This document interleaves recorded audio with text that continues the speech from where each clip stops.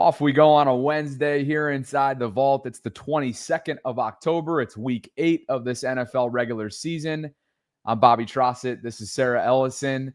And as always, we're glad you're with us for a Ravens Lunch Hour live stream brought to you by our friends at Wellness Plus Care. If you could on the way in, please like the video, subscribe, hit that notification bell, and we will get to super chats as they come in. They already have started, of course, in just a bit. Femi Ayam will, as promised, be our if you guys watched yesterday, you know how this segment came into existence. Femi's got a lot to get off his chest, I think, about the current state of this team, some of our takes from yesterday's show. So he'll join us in about 50 minutes from right now. And Sarah, if we play our cards right, we're going to learn about Lamar Jackson's practice status within the next 90 minutes or so, because that's when practice is set to begin. Media members will be out there. And as we always know, on Wednesdays, we're going to get a good sense of attendance. Now, with all of that said, before we get into the rundown, it's worth sharing that those same beat reporters that are already on the scene in Baltimore right now at One Winning Drive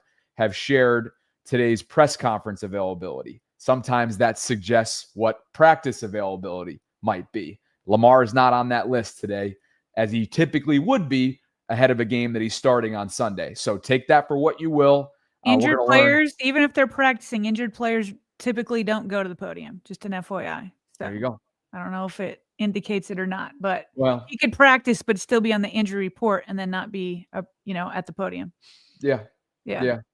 Well, we're gonna learn. We're gonna find out. We're gonna find out in about 90 minutes. One way or the other. Yep. So we'll obviously react to that live, and it'll be one of those days where we kind of glance back and forth at the timelines. And just to be clear, it's John Harbaugh, Kyle Hamilton, and Tyler Linderbaum, as the Baltimore Sun's Brian Wacker noted within the last 30 minutes or so. Okay, now that that's all taken care of, our rundown looks as follows.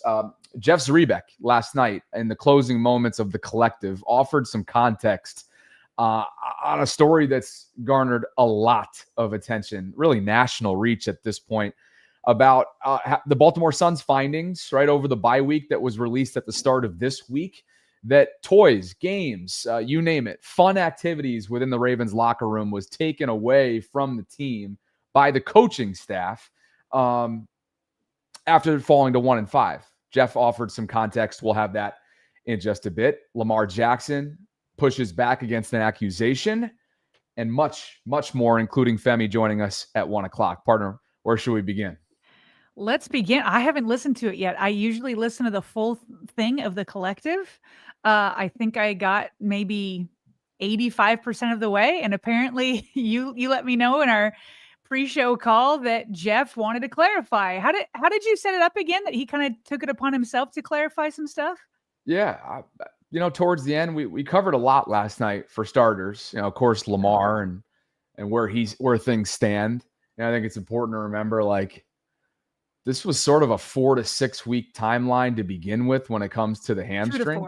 2 to 4. 2 to 4, excuse me, 2 to 4. So the fact that the Chiefs are only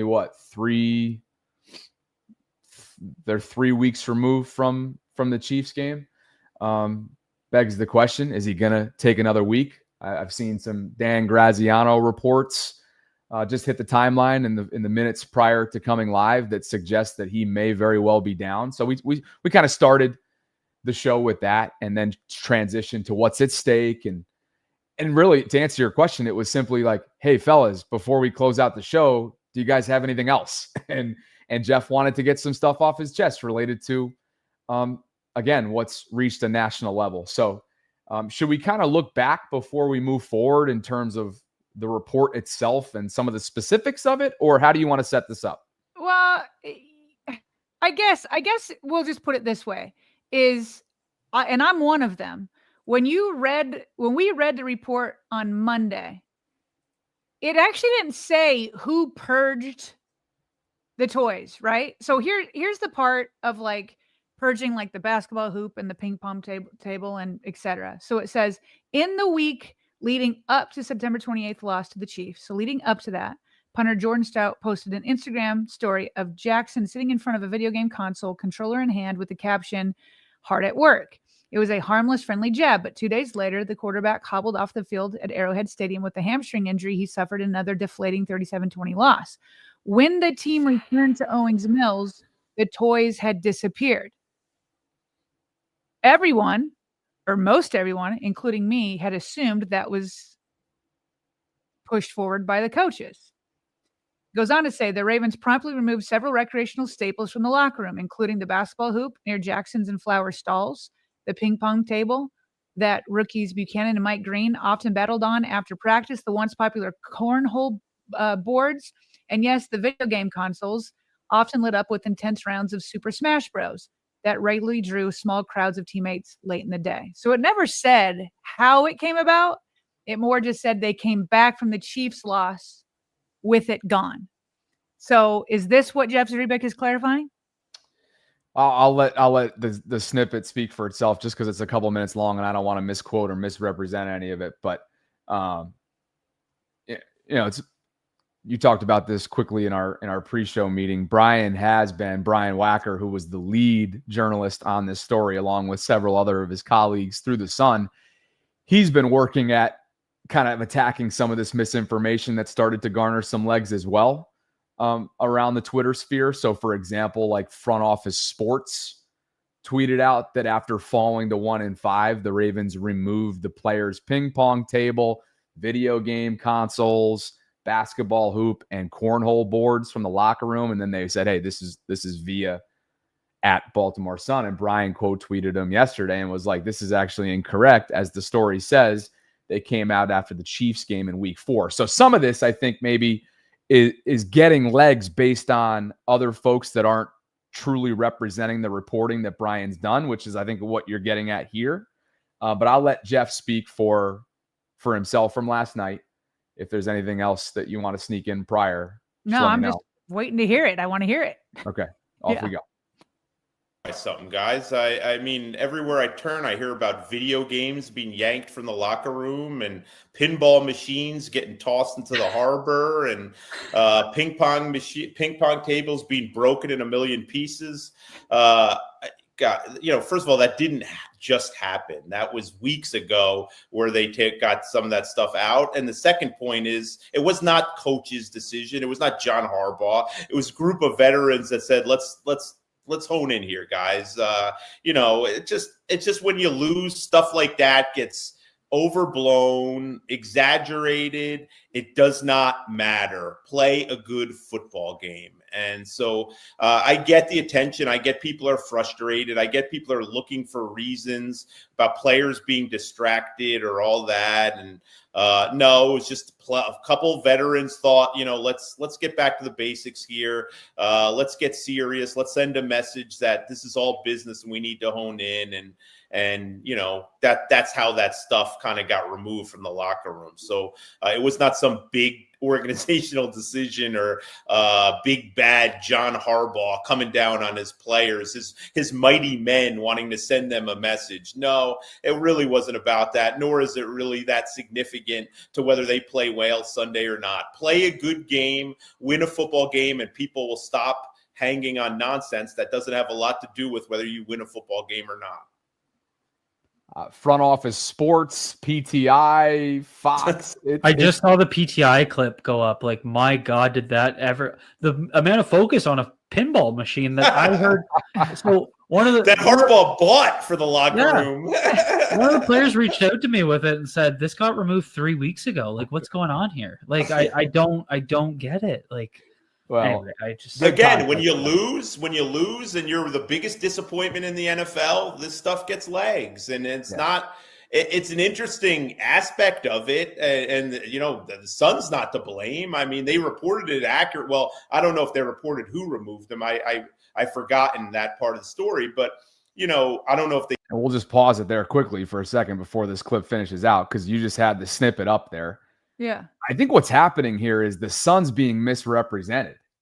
And what's happening might be this whole gaining legs on a national level that, from one messenger to another, if you will, there's slight inaccuracies along the way. Would you agree with that? Because the snippet that you had up on earlier does not specifically mention the coaches, correct? And it does not specifically mention after a 1-5 start was when these toys and games were removed.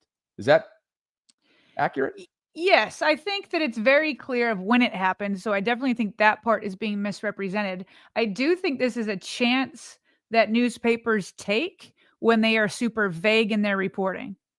Like, I don't know if the Baltimore Sun knew that it was the players and not the coaches. I don't know. Maybe they weren't told. Maybe whoever told them was also vague. But even the way this is written, and I know this because I used to write for years, right? Like, they put together Lamar Jackson playing the console with the Instagram story. Say that it's like a harmless, friendly jab, but 2 days later, the quarterback hobbled off the field. You know what I mean? So the way you put facts together also can create a narrative, even though you're not saying it yourself, right? So they're opening up. Here's what Jordan Stout said before the Chiefs game about Lamar playing video games. Then Lamar's injured. Then the toys are gone. So there's almost some irony in when you, whether it's deliberate or not, when you go forth with said vagueness, and then go on almost like a tour of correcting, right, certain aspects of your reporting when it starts to gather, and it's only starting to garner said attention, right, Sarah, because of said vagueness. Right. Then there's some irony in this idea of like pushing back against what's now blown up into a national story. Right. And here's why this matters, right? Like, what does it matter if the players took it out or the coaches took it out? Because Jeff's correct that at the end of the day, this is all getting legs because you're losing. Like, all of this is taken away if you're winning some games. Like, these types of stories create like just some like, as he's kind of implying, it just becomes bigger and bigger and bigger and bigger. And so, but the reason why this is important is because, of course, everybody's assuming that John Harbaugh and the coaches did it. And then you'll have narratives like this on First Things First. Winning all these extra things, they're not distractions. They're just, we got to blow off steam. You got to decompress. Now we're losing. Now these are distractions. You can't have, and it makes more sense to me why they got blasted the following week after the Chiefs game. They were sad. Because you were treating me like a kid. And so I kind of bucked. You talk about them having a great bounce back in the Rams game, but that following week, it made more sense why I didn't see any heart, why I didn't see the grit following that, because there's a level of rebellion and bucking that takes place when something like that happens. Like, what does that have to do with football? Yeah. This also tells me. This also tells me. I play Super Smash Brothers. See, so that's what I'm saying. So if you're the coaches, right, and you didn't make this choice, but then you go on these and you hear these national programs saying, "Why are you treating your players like they're children?" Then I could see a coach being like, "Well, I'm actually empowering the players, and the players themselves decided to do this." You know what I mean? And he's like, I'm not treating him like children. I don't know if this is actually going on in John Harbaugh's head. I have no clue. But I'm just thinking, putting myself in these coaches' shoes, being like, we're trying to be accountable. We're trying to be better. We're letting the locker room kind of police themselves. This is a decision they made. And yet I'm being accused that I'm treating them like children. And it's more fire building against, and a narrative building against John Harbaugh. I hate it when narratives are built against Lamar Jackson. And we've been pretty critical of John Harbaugh here. I know you've said it's time. I've said maybe it might be time for somebody else to have a bite of the apple. And I don't need this story to change, to like build on to that opinion that I have. That opinion's based off of the lack of success in the playoffs, and then what happened last year on defense, and now what's happening on this year on defense, especially in this 1-5 start, and the underachieving. The underachieving is why I have that conclusion. It has nothing to do with ping pong tables and all that, but people will obviously use it to create more fire against the coaches. And I'm sure they would want that clarified. Yeah. One of the many. You also wonder if in 2.5 hours from now, does this fall onto PR's lap and say, "Hey, John, let's nip this thing in the bud." And he's probably or a player say, "Hey, that was us. We decided to do that." You know, if Jeff is correct. But if you're John, though, right, like on a must-have, must-win, like high stakes week, you think you want to be addressing that on an install day on a Wednesday? He's already Which is why they shouldn't address it. They just got to go out and win on Sunday. Yeah, that's what they got to do. Easier said than done, though. One of the many snippets. That was just one of the many snippets on the national level where this has garnered that attention. Let's just let Jeff finish those thoughts from last night on the collective on this very topic. The coaches, it was the players. A couple of the veteran players thought it would be a good idea to. But again, like, I'm not saying they made a big deal out of it. It's just funny what kind of people run with. And but that's what happens when you lose. And you'll keep hearing more and more of these stories. You'll keep getting guys grumbling quietly because their payday's getting ruined by this, or they're not getting the ball they want. That's what happens on losing teams everywhere. It doesn't necessarily have some grand meaning. It's because they are 1-5. Everyone's trying to figure out why they've played so poorly and why has things gone so badly in Baltimore. And that's what you kind of get. This is one of the ramifications of it. Best in the business, Sarah. There you have it. Jeff Zrebiec last night on the collective, the waning moments of our Tuesday night show, and some very helpful context. Absolutely. Glad you brought it in. Glad you brought it up because I didn't get that far in the show. that was funny too, because you're always so thorough with that, but it was literally buried. I mean, the lead. It was literally like, do you guys have anything you want to get off your chest before we wrap up? Like, I thought you guys were done.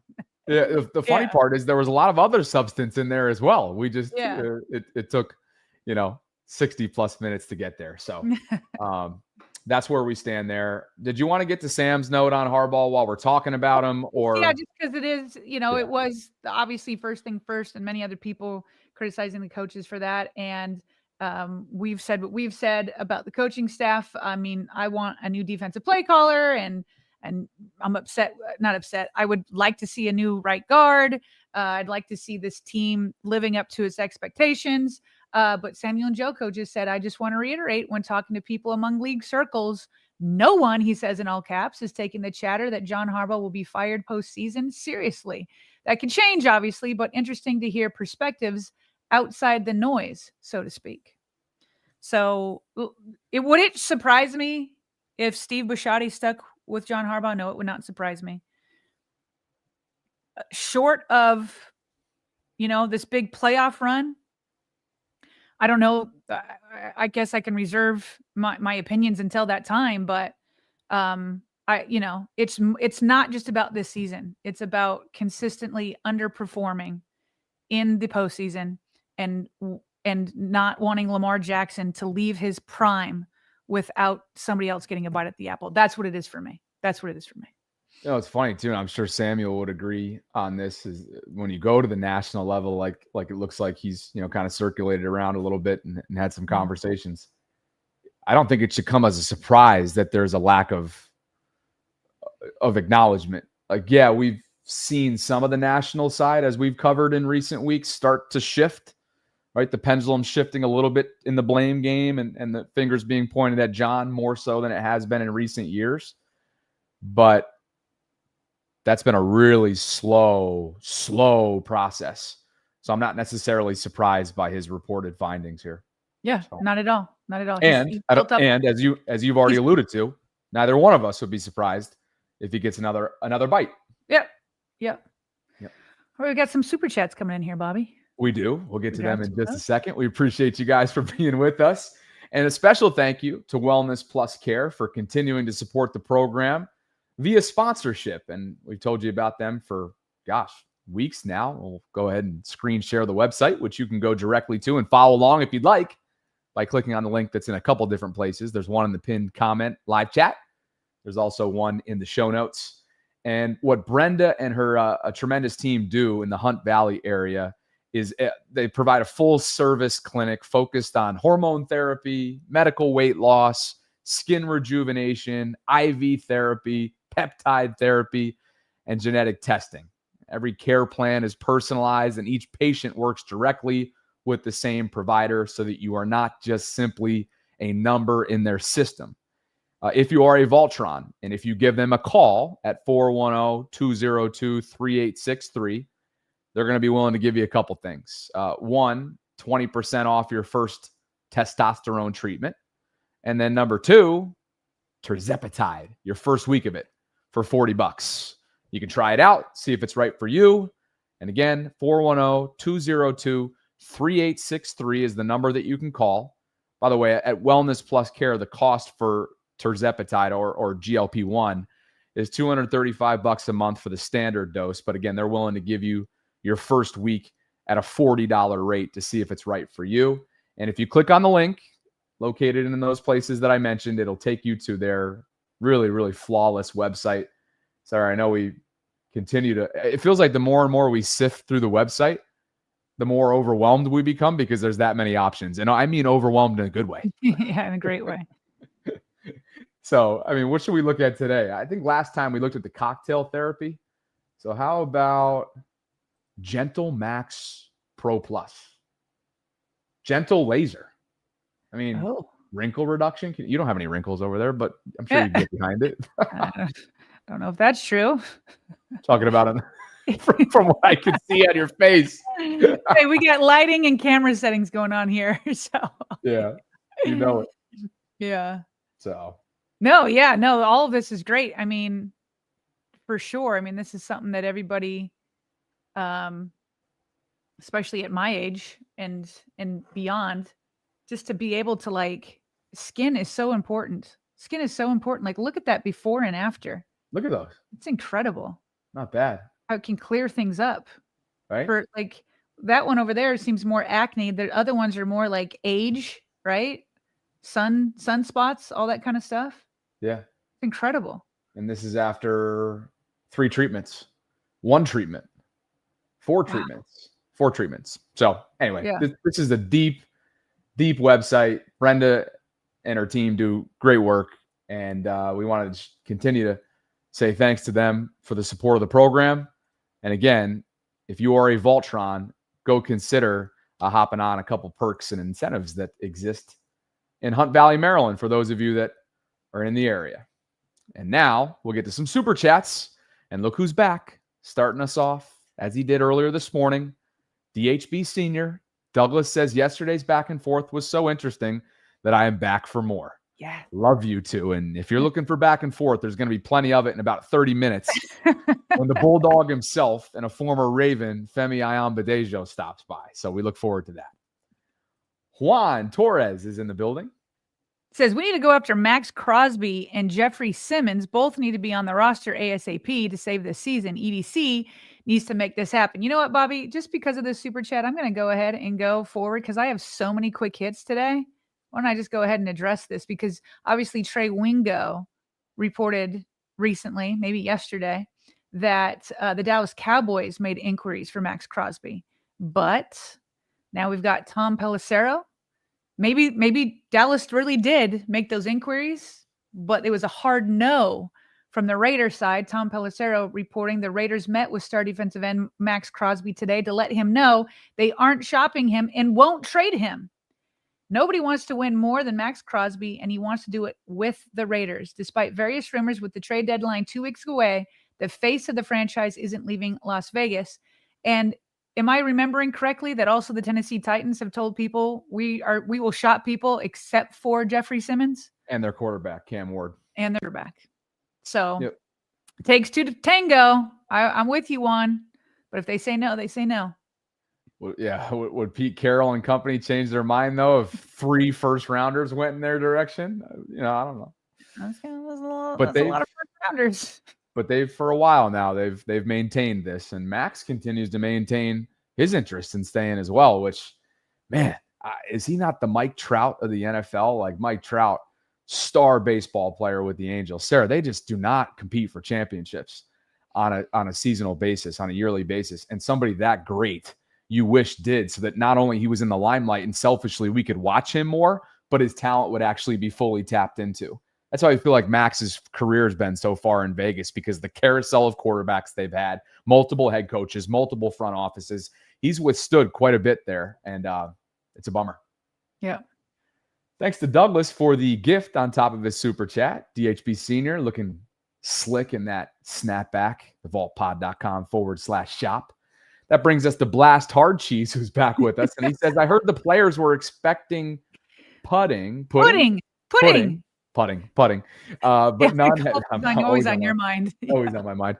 How about the fact that I moved to Florida and have not played once since I got down here? I went on a mini putt date. That was it. Mini putt date. One and done. Yeah. One and done. I heard the players were expecting pudding, but none had indeed eaten their meat.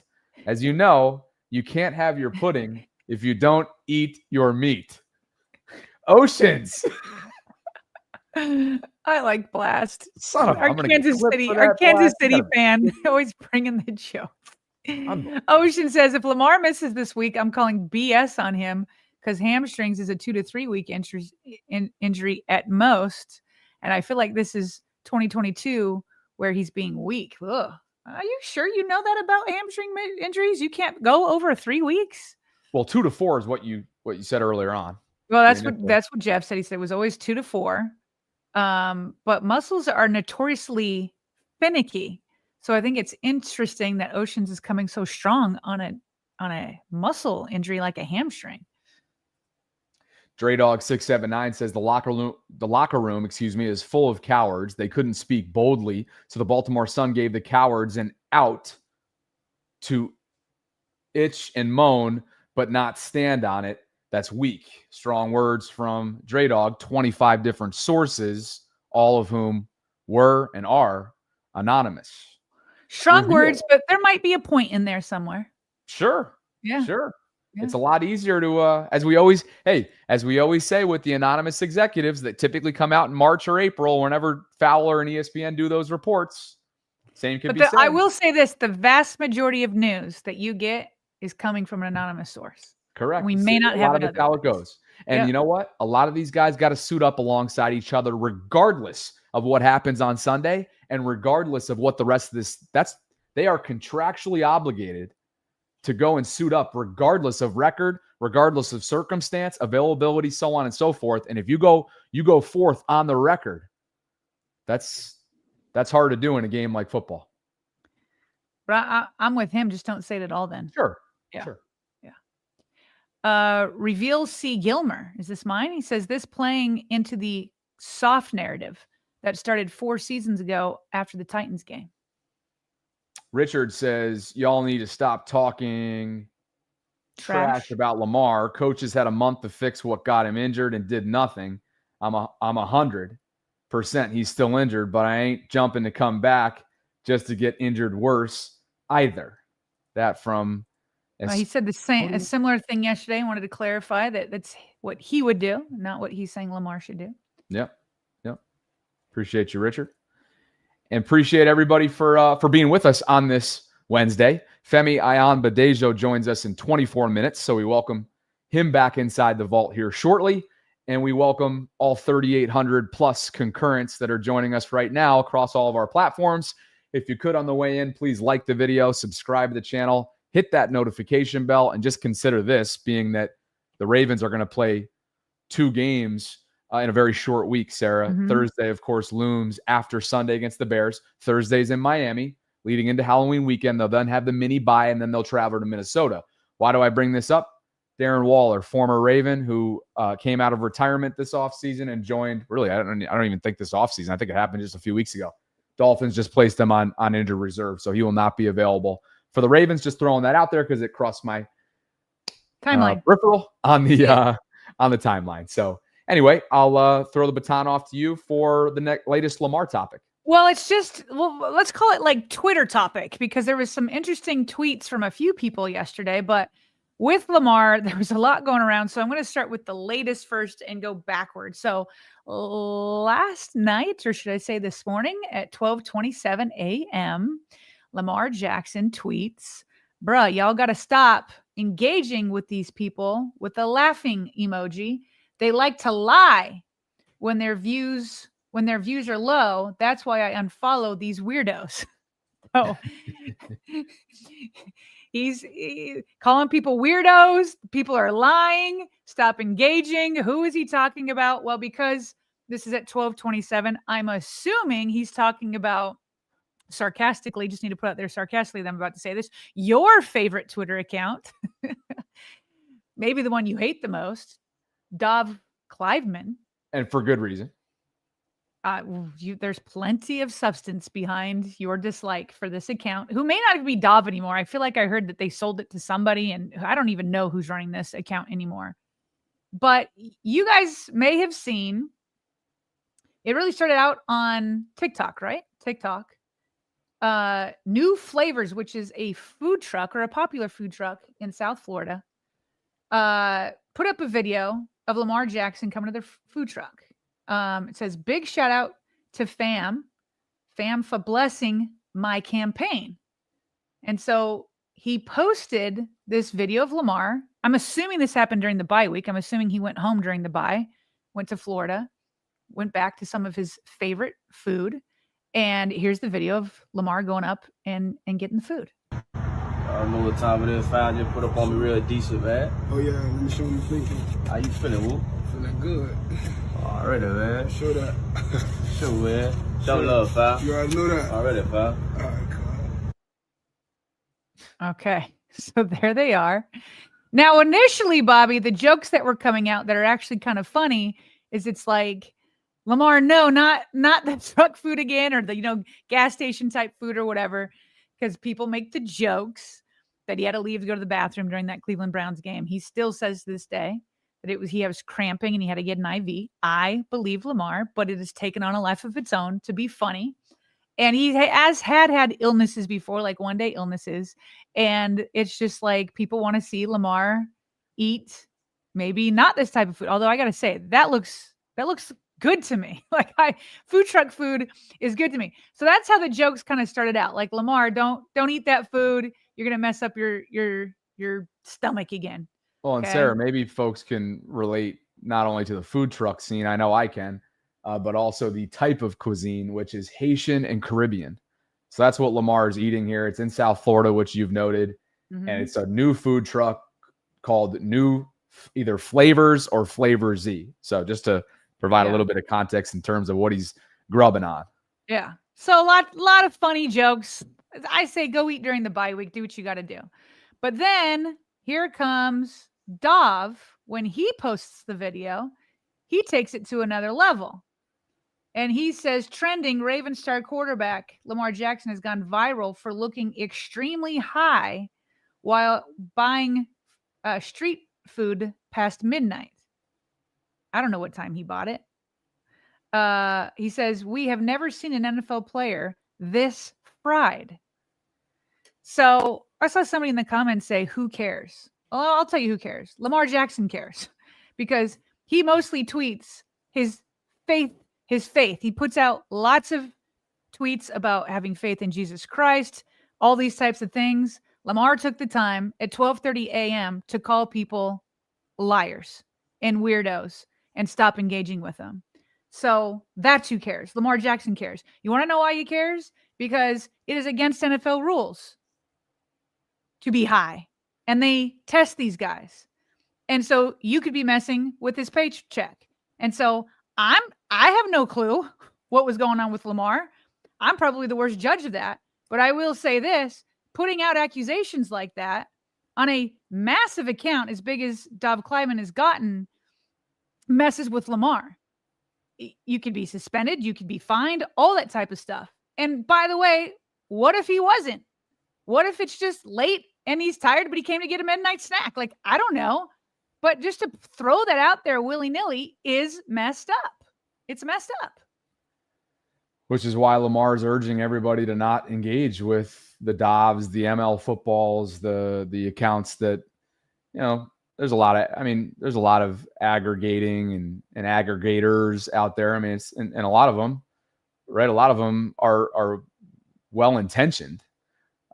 I don't think Dov is one of those, and there's just a million different reasons and pieces of evidence over the years now. And to your point, who knows who is even running the account at this point.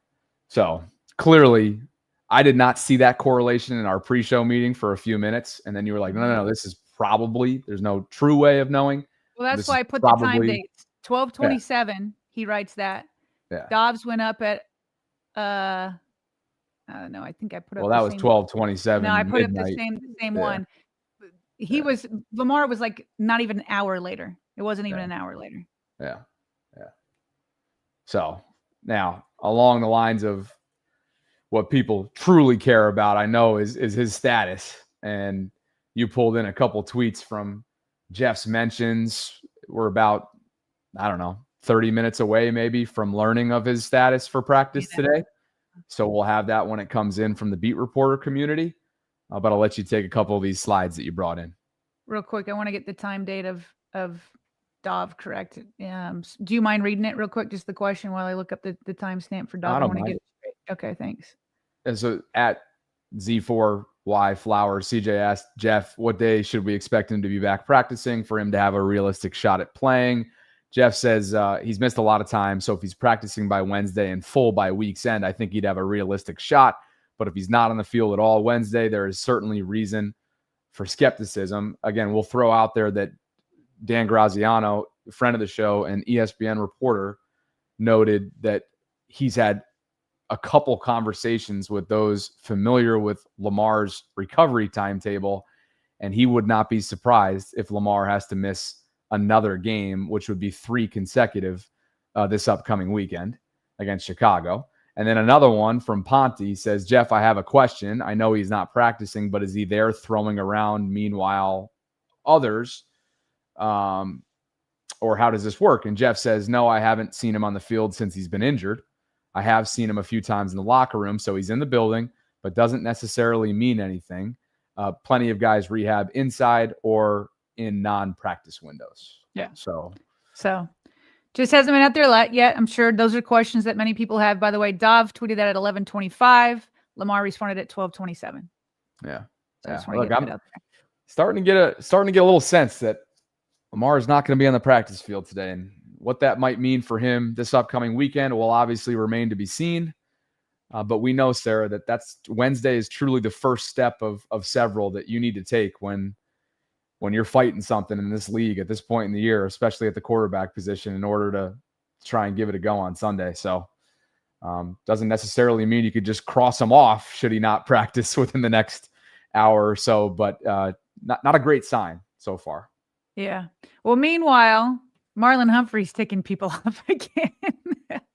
Those that just want to see better play. So we obviously, for the last topic of our show yesterday, you had kind of broken down his interview inside the locker room yesterday, where and we're going to talk. I'm sure Femi's going to bring this up. He didn't think that the takes we had were correct on his body language and all that kind of stuff, but his body language, for whatever reason, maybe he's downplaying stuff or whatever. Whatever his motivation was, his body language appeared defeated. His head was down. He wasn't looking at reporters. He looked, upset. He was saying that, he said he's not a loser. He's never been a loser. Everybody needs to take it one game at a time. And if they don't take it one game at a time, that maybe they should go see the team mental health person. So, some stronger words. Well, after that interview late last night, he just puts out one of those Marlon Humphrey tweets, and he says, should I do a glizzy taste tour around the country, one a day? 50 states, 50 glizzies. Those are hot dogs, obviously. I don't know if it's actually obvious for some. And everybody people were loving this. Well, I'd say national media were having fun with this. Ravens fans were not having fun with this because they want to see him more serious and play well on defense, and they want to see the Ravens win a game. But Polymarket quote retweeted them and said, Ravens fans, please focus. We're 1-5. Marlon Humphrey, and then a picture of a hot dog food eating contest. Who's this guy? I don't remember his name, but I know he's was he like a world leader? I can't quite see it with the play button, but it looks like bad. Joey Chestnut to me. Yeah, you knew his name. It is Joey Chestnut. As soon as you said it, I remembered. Yeah. Yeah. Yeah. He's the perennial favorite to win the July 4th contest, but hot dog eating contest, that is. Yeah. Here's where I'm at with Marlon, Sarah, unless you had anything else to share. Go ahead. Give your reaction. I don't really care much. But I do think that this is antagonizing. You think he's trolling? Yeah. Okay. There have been times in the past where Marlon's gone silent, off the grid on social. This season obviously is not one of those. I thought it was going to be based on a tweet that he made and posted maybe right before the season began, and he was handing it off to a ghostwriter. That whole thing remains kind of confusing to me. But obviously, he and Kyle Van Noy do their weekly podcast, which is in separate platforms, and that's gotten people a rise out of people. I think you and I are both on record for saying that it's in your free time. They have editors, they have all kinds of people that handle the production elements of it. So how long is it actually taking, and how different is it than a media setting at a podium? With that said, it does come across as a bit tone deaf again, and maybe even antagonizing, because clearly he knows what's being said about him right now in this space, specifically on Twitter. And I do think it shows a lack of awareness. And if he is aware, then he's just straight up turning a blind eye to it. So I can't imagine the team's thrilled with it. And I know that this fan base has had it, or at least a percentage of this fan base that's in the Twitter sphere. So yeah. No, I agree with your first sentiment. I really don't care. I don't care that these players do podcasts, and I don't care that they tweet for fun. I do know that for the fan base, it's bad optics. To me, I don't know if he's trolling. Maybe he is. To me, this is like a classic Marlon Humphrey tweet that he'll tweet in the off season, that he'll tweet, I don't know, on Christmas. Like, he'd tweet during a winning season. He'd tweet during a losing season. He'd tweet during the playoffs. Like, Marlon Humphrey has a thought and he just puts it out in the world. And he's got very unique and sometimes, I don't know, just out of this world thoughts. I mean, he did one earlier in the day about, what was it, like boneless chicken is the best type of wings. Was that one of them? Whatever. Like, to me, he's always giving tweets like this. It's just Marlon being Marlon, and he will not change based off of, your winning, losing, playoffs, holidays, vacation, at home. He just has a thought and he puts it out there. And he had a lot but of people thoughts. don't want it if you're not winning. Yeah. And he had a lot of thoughts that you've already alluded to, which we spent a lot of yesterday's show on during the media scrum on Monday that was posted to the Ravens YouTube platforms yesterday. And it's interesting. It's an interesting dichotomy of somebody that was, I think we used the words dejected, sitting down, defeated, not exactly sharing any kind of ringing endorsement for some of the alignment and personnel changes that were made going into Rams week.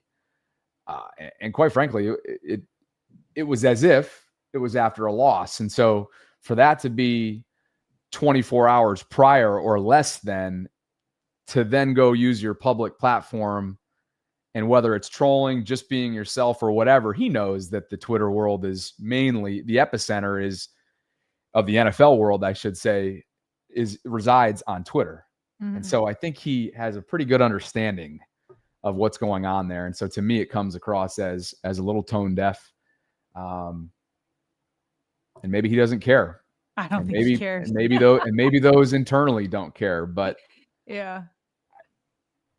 Begs the question, given he's gotten so much pushback from so many tweets, and for his podcast, he clearly doesn't care. I guess not. Yeah. I guess not. I guess he gets to do that. Meanwhile, Bobby, speaking of the Bears who will be coming to town, we'll do a preview like we always do on Friday with a guest. I guess we got to get to work on that. I've reached out to a couple people, nothing yet, but nice. We'll get there. Check this out though. Bears during their 4-game winning streak. Check out their defense. 8 interceptions in 4 games. How many does the Ravens have total? Oh, I don't know. I don't even want to know the number. Oh, could you even dream of having 2 interceptions per game? Yeah. It's hard to even think of that. You gotta go back in time to even remember what that feels like. 10 sacks. 10 sacks. 19 points per game allowed. That's it. Below 20. 11 for 37 on third down conversion. So that's just a 29.7 rate allowed. And no 100-yard receivers allowed. Dennis Allen is cooking. Now, to be fair, they haven't been playing the best offenses in the league. I think they got New Orleans Saints, who has only won 1 game. They've had the Commanders, who's just below 500. The Dallas Cowboys, who are 500, and then there was a fourth team that's only won one game. It's Vegas, and then the context Vegas. on the fourth team is Vegas, and then the context on the Commanders win is that wasn't Jaden injured there, guys? Like, I know Jaden is injured. Jaden did play. Yeah. I can't remember if that was the specific game that he exited, and Marcus Mariota's been playing. Yeah. And I believe Jaden was just ruled out for week 8. I just saw that on my timeline earlier on. But anyway, yeah, just a little bit of context. Yeah, good context to have, but the numbers are pretty nice. And even still, what is this website or this Twitter? Kalshi Sports. They keep pumping out some great statistics for the Ravens. They have the Ravens in as a 72% chance to win versus Chicago. I don't know if their models have Lamar Jackson in there or not. And they still have, which we alluded to yesterday, a 41% chance to win the AFC North to the Steelers' 43%. Woo! Do you believe that? I know you don't, because you said the Ravens were cooked yesterday. You said they're cooked. 41% chance to just 43. Listen, I could maybe get on board if I knew Lamar Jackson was going to be back.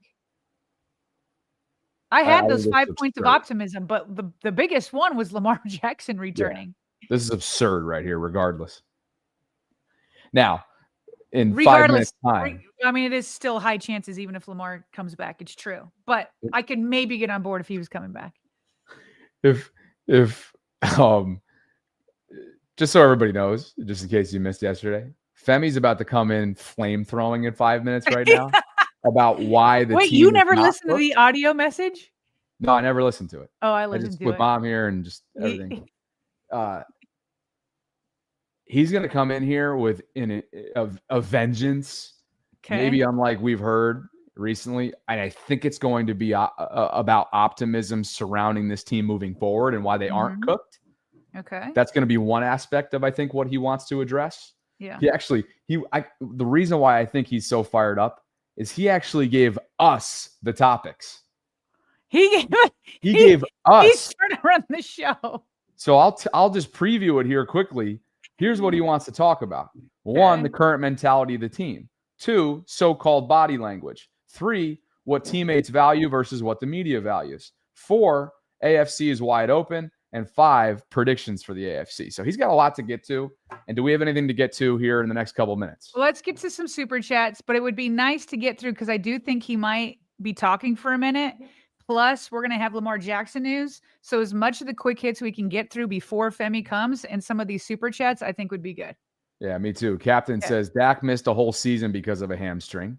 Tinze says #free Lamar. And Dre Dog says not being funny. Marlon showing signs of BPD? Is that bipolar or something? Disorder? Don't know. Thanks, Dre. And thanks to all of you guys for being here with us today. Let's get some more quick hits. Sarah, why don't you take it from here? Yeah. Okay. So the Ravens yesterday announced that they signed defensive tackle David. Oh boy, am I going to get this name right? Olijaga? How do you feel about that pronunciation? They signed him to the practice squad. This again enraged a portion of Ravens fan base because they're looking for bigger names to help with the pass rush. Here's what the Ravens website has to say about David, because I'm not going to try to pronounce his last name again. I will look up the pronunciation. I got you. You got it? Olajiga. Okay, Olajiga. Okay. Olajiga, who hails from London, takes the 17th practice squad spot reserved for international players. He takes the spot vacated by defensive tackle CJ Okoye, another international player from Nigeria, who has moved up the Ravens 53-man roster and has been a pleasant developmental surprise. After playing collegiately at Central Missouri, the 6'3", 310-pound Olajiga spent last season on the Los Angeles Rams practice squad as part of the international player pathway. He signed with the New England Patriots this summer and was again on the practice squad until he was released on October 16th. Olajiga has not yet played in an NFL regular season game, but neither had Okoye before the season. So Ravens just using their international spot on the practice squad. Don't fault them for that. I just think fans are hoping for something more. Yeah, if you don't use it, you lose it. Yeah, but good on CJ Okoye. That's great. Meanwhile, the Hall of Fame revealed its 52 modern era candidates for the class of 2026.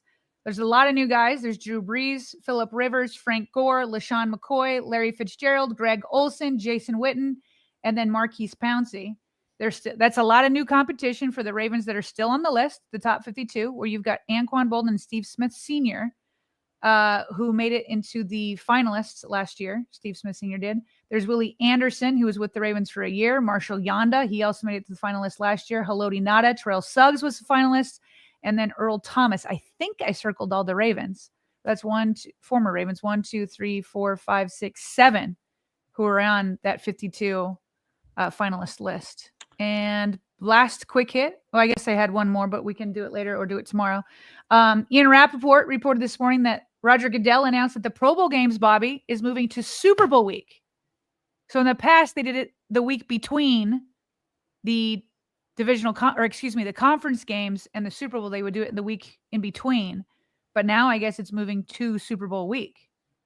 So There you go for the Pro Bowl games for anybody that watches. And at this point, I don't believe there's going to be too many Ravens on that Pro Bowl list. And I wonder, live chat, on the Hall of Fame side of things, who immediately comes to mind as first ballot in the new competition list? Because to me, it's Drew Fitzgerald, meaning Drew Brees, Larry Fitzgerald, and I would think Jason Witten would be of that. So those are the three that maybe Femi will have some opinions on this, but those would probably be the three on the new competition list that now, like to your point, make it harder for some of these former Ravens that have been waiting their turn. But those would be probably the three for me that stick out. Yeah. So anyway, you guys can talk amongst yourselves in live chat. Yeah. Awesome. All right. Okay. We'll get back to the other stuff a little bit later on after we bring in friend of the show, former Super Bowl winning Raven, wears many hats these days in life. And I think he's coming in here with a hat that means all business, whatever his business hat. He doesn't have a hat on at the moment, but judging by what I see in the waiting room, but whatever his hat is all business is what he's rocking today. The proverbial hat. Femi Ayambadejo joins the program, and he gave us the rundown of topics. It ain't how this works. All right, you gave us the rundown of topics. It's great to see you, man. How's it going? Yeah, when I sent it over, I was like, yeah, I'm going outside my lane right now, but I want to make sure we stay on task. So I'm self-aware enough to know when I go outside my lane. We're going to see if you and Sarah are self-aware enough to know when you go outside your lane as well. So we're about to figure that out. Oh, it's all love. And by the way, I love Voltron's Nation. I love y'all. Y'all are great. I mean, I love the transparency. I love the fire. I love the energy. And to be honest, Bobby, I'm not coming in here guns blazing, man. I'm coming here humble. I'm coming here honest. Because if I come in here hot, people are going to lose the message that I'm trying to deliver. And it's real easy to let your emotion guide the way that you color and see things. And to make a point about Kalshi is pulls a page out of the ways that market analysis is done when it comes to stocks. And there's no emotion in that. So you should actually trust their algorithms. And once again, I don't care what side of the political spectrum you're on. We're not here to talk politics, but Kalshi had Trump winning way before anybody realized that Trump was going to win. It's because it was looking at the underlying markets and human sentiment. And a lot of times humans put their money where their mouth is, as opposed to all the hyperbole.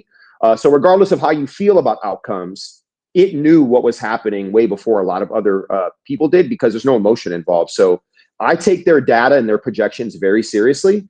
And it just so happens to be that their projections, in the case of the Ravens, align with mine. So I would not be dismissive of the way that Kalshi predicts and calculates potential outcomes in any market. They're good. They're what they do is successful for a reason. It's good to know that background, Femi. I really hadn't heard much about him, so thanks for that background. Do you feel like their algorithms are relying on Lamar Jackson?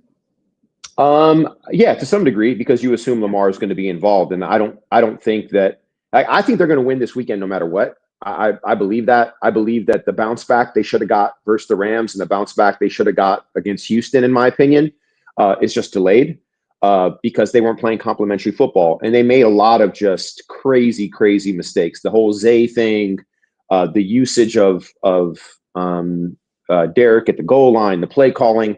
I expect everything to get – I expect to see across the board changes and improved play. You can't play at this level with this roster permanently. You just can't. Like, it's just not going to happen. There has to be some regression to the mean. And Pittsburgh's not going to go 8-2 or 12-3. Like, that's not happening either. And the Colts aren't going 10-1. That's not happening either. And the Kansas City Chiefs aren't going 9-8. Like, that's not happening either. There's going to be a regression to the mean. And I think the teams that we think were good, some of them are going to be good.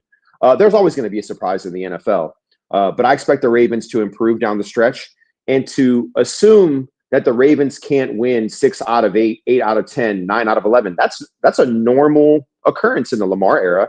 And I know in the short term, we're not living in normal times necessarily, but I'm going to take 8 years of work over 8 weeks of work. And I'm going to assume that they're going to get back to their trend and to their norm to some degree. And I could be completely wrong, but that's not what I see. That's not what Kalshi sees. And that's not what algorithms that are not using human emotion to guide their predictions see. So I'm gonna lean into that. What gives you confidence that change is going to be implemented this weekend? Because I think that historically, when the Ravens talk about doing something, they tend to do it. The way they build culture, the way that they groom and teach players, the way that new players come in and usually get with the program right away. Unless we're at end times for Coach Harbaugh's tenure, like really end times, I expect them to do what the Ravens have done for 30 years. And I've watched it. I've watched 8 of it very up close, 5 with my brother and 3 as a player myself. So I'm going to lean into the long game and believe that the Ravens are one of the, I think, top 2 or 3 winningest franchises since their inception for a reason. And I expect that to show itself. And negativity, from a human perspective, breeds more negativity. But at some point, I think that the character and the skill sets that you have, and look, some things have just gone wrong. The injuries and some of the plays, like the Zay stuff a couple weeks ago, he was responsible for three turnovers. Technically, he's never been responsible for 1 turnover in a regular season game. We know what happened in the AFC Championship game a couple years ago. But that's just, what are the odds of that? What are the odds of Derrick Henry having 3 more fumbles again in crucial times? I just don't think that's going to happen. And for them to be completely inept when it comes to their ability to create turnovers and not get to the quarterback, they're going to make those changes. I assume that they made some of those changes during the bye week. And once again, I'm just going to lean into the fact that I believe they will be closer to who we think they are and not who they've been the last 7 weeks. Let's get to your first topic on here, where you wanted to talk about the current mentality on the team. On the outside, where people aren't inside the locker room, people aren't inside in the meetings, they're not at the film sessions, all that kind of stuff. So all they can take is what they're seeing on the field, which is frustrated players, helmets being thrown, the look of Marlon Humphrey looking dejected, or a change in tone from John Harbaugh before the bye versus after the bye. At Baltimore Sun article that comes out with 25 sources, and all these things kind of snowball. So on the outside, and quotes from players themselves, like Marlon Humphrey saying, nobody fears us anymore, and people need to go see the team, health person, all that kind of stuff. And so on the outside, that's all the messaging they're getting, and they're seeing frustration on the field. And so on the outside, it looks like the mentality is low. It feels like their confidence is low. But what is your take on the mentality based off of conversations you're having? Yeah, you threw a lot there at me, and you're covering a lot of weeks of information. I'm just going to base my analysis, because all this stuff is hearsay to some degree. There's anonymous sources. We can all observe people on the sideline and interpret what we want. I watched Zay's media session, I watched Roquan's media session, and I watched Marlon's, and I don't see anything that Bobby sees. I don't see any of that. And so we can all look at the same thing, and art is open to interpretation, and human emotion is open to interpretation. So I'm not going to necessarily hold it over someone's head to interpret something the way that they do, because I'm doing the same thing. Except I think I'm a little more qualified from the standpoint that I've been in a lot of locker rooms. I've played a long time in the NFL. And I know that when things go south, it is typical for guys to be angry, frustrated, and upset. It doesn't mean they're cooked. It doesn't mean that they're dejected. It doesn't mean that they're negative. It means they're frustrated and angry. I can see frustration and anger, and you can see dejection and being cooked. I just don't see it that way. And when I watched Roquan, and I thought Roquan was very measured. He's a guy that's about his business. You have to earn the right to put your chest out. You have to earn the right to talk that talk. And I think to a man, every single one of them in that locker room knows that. And I guarantee you they've all had conversations. Them pulling those little fun items out of the locker room, player's decision, right? The idea that we're going to talk more quietly and be less specific about things, that's probably a calculated player's decision. I feel like they're like, look, we need to focus on our craft and we need to play good football. We don't need to talk anything. We don't need to do anything else. And I'm sure that the anger and frustration part of it and the measuredness of the words that they're using, it's far away from the Raven chest pumping and chest bumping that you see when they're doing well, and the talk that Roquan talks when they're playing well about what must be done and how business must be handled. I see them as being measured, and I like it. I think they should be measured. And you know, if we're going to talk about Marlon specifically, to say that they're cooked because of what he said, I think Marlon is trolling people. I think Marlon enjoys being the joker in the room. I'm not necessarily a fan of that, but I don't really care either. And when you look at his pedigree and his background and playing at Alabama and his dad's career and all the different things that he's done, I see him more frustrated and more focused than I've ever seen him, and I'm all for it. So I just don't see the same analysis that Bobby has seen.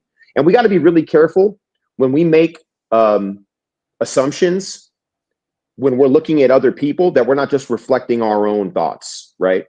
And by the way, it's okay to feel that way. It's okay to feel that they're cooked if you think that. But I think you got to stand on your own.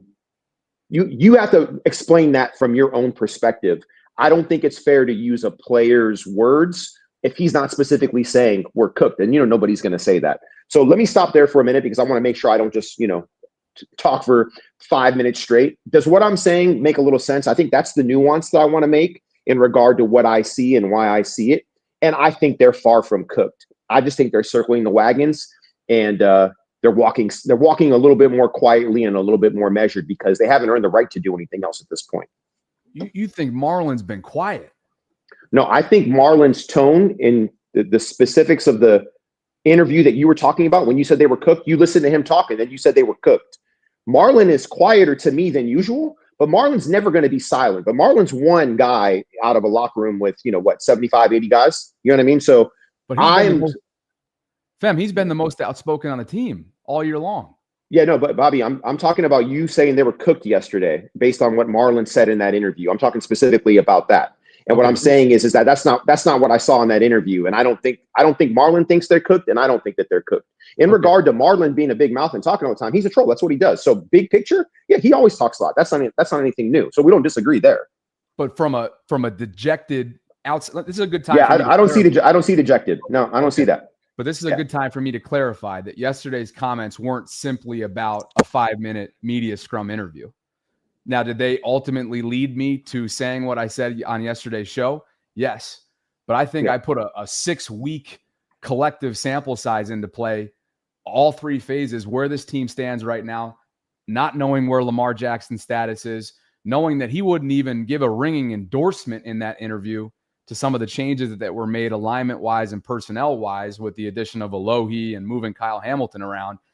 And I thought to myself, I think this hole that they've dug themselves is not only bigger and more significant than last year, but I don't think that they're capable of doing it this year. Yeah, well, they weren't in a hole 6 weeks ago. They just played their first or second game 6 weeks ago. So to say where they were 6 weeks ago is not really relevant, in my opinion. I don't think that Marlon needs to give a ringing endorsement about anything. He hasn't earned a right to give a ringing endorsement. None of it's worked. His actual literal words were, "We need to win a game. We need to win a game." And until we win a game, nothing we've done matters, which I agree with, and which is what he said, actually. He literally said, we've done this and we've done that. And yes, it was better, but we haven't won a game. So for him, it's very binary. And that's what I heard. I heard a very binary statement. I didn't hear cooked. I didn't hear dejected. I heard focused. I heard angry, and I heard frustrated. Does that matter in the big scheme? From Marlon's perspective, it doesn't matter because to him, they haven't won a game.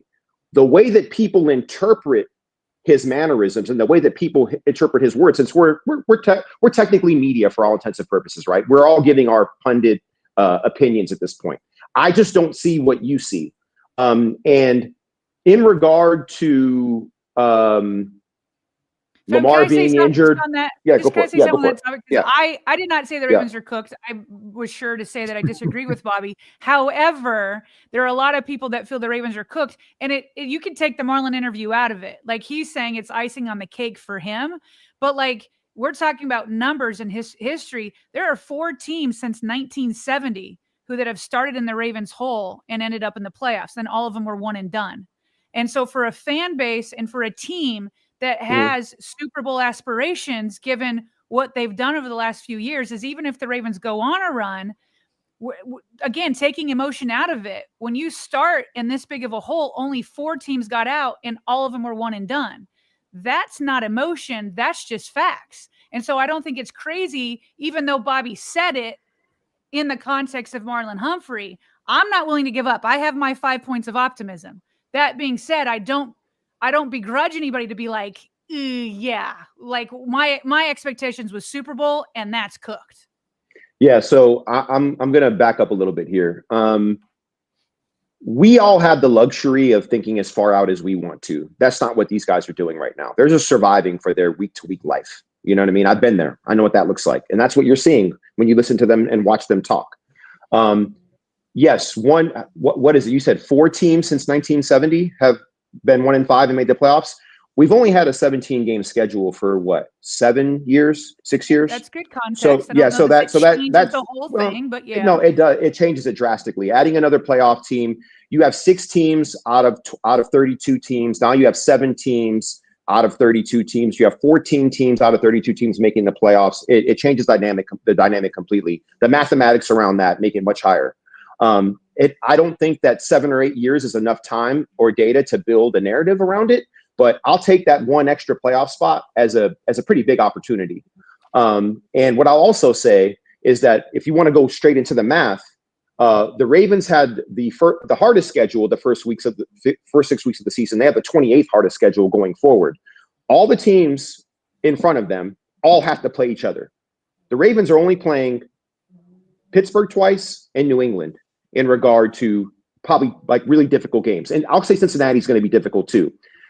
Each team ahead of the Ravens has 7, 8, or 9 AFC games left. Half of those games are against each other. So there's a lot of dynamics, Sarah, that your math does not include. And guess what? I've already done the research. My math includes it. We're in very unique times in regard to this schedule and in regard to the opportunity the Ravens have with a 10-7 or 9-8 record to be a playoff team. And so the player in me says, I don't care about the past. I don't care about toys being taken away. I don't care about interviews. I don't care about body language reading experts. What I know is that these guys are angry and frustrated, and I know the pedigree of this team. I know the culture of this team, and I know the schedule. And even algorithms like Kalshi are on my side. You know what I mean? So until proven otherwise, optimism is free. And all I'm here to basically do is make a case to add a little more context and a little bit more arithmetic to some of the calculations that you guys have made. And Sarah, you're closer to me. Bobby's clearly far away from where I'm at, and it's okay. You just gave me a 6 point. You just gave me a 6 point. Yeah. I had 5 points of optimism. I can give you more. Changes that much. Yeah, if that math changes that much, that's the 6 point. I guess all I'm saying is that like I think that there could be some space for people who have a different viewpoint and are feeling a little bit like I'm never here to tell anybody how to feel. I'm telling you how I feel. Yeah. I'm never here to tell anybody how my feeling is the right and theirs is wrong. No, I don't say that. I've never said that. I'm here to support what I think is a better outcome than I hear the two of you laying out. I'm more optimistic than both of you. Sarah, you're closer to me. Bobby's further away. And if you allowed me, Sarah, I would give you more reasons to be optimistic. You only counted one of those. I actually told you about the schedule. I actually told you who plays each other. I already have That's schedule, not even, and schedule was already one of is mine. it? Yeah. Okay. All right. Yeah. Okay. Maybe I thought I heard them all, but maybe I didn't. But the bottom line is that if we're all looking at the same thing, the analysis that I draw from looking at the same information, I just draw a different conclusion. But what I will say is this: every single fan has a right to feel how they want to feel. Every single fan can want the whole team fired, the whole front office fired, and T. Bisciotti to sell the team. They have a right to feel that way. They are paying customers. When you're a paying customer, every single thing that you feel is valid. I stand on that all day. What I don't stand on is speaking for how people, what players think. Like, we're in their minds. We don't know. What players say privately, we do not know. How they interpret this chaos and this stress and what's in front of them, we don't know any of that either. But I have been in a locker room, and I've been in all of these situations. I haven't been in this particular one, but I've been in something similar to it or synonymous to it. And I can tell you what guys talk about and how guys respond and how guys act. And what I see is a bunch of guys circling the wagons, getting ready to make a run. That's what I see. I don't see guys caving in. I don't see guys giving up. And I think all three of us agree, and probably everybody in VAULTRON Nation agrees on this. It's going to be a lot harder without Lamar.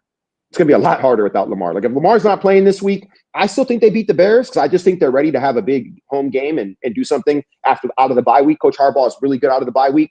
And Snoop Huntley better be the quarterback as well. It better not be Cooper Rush.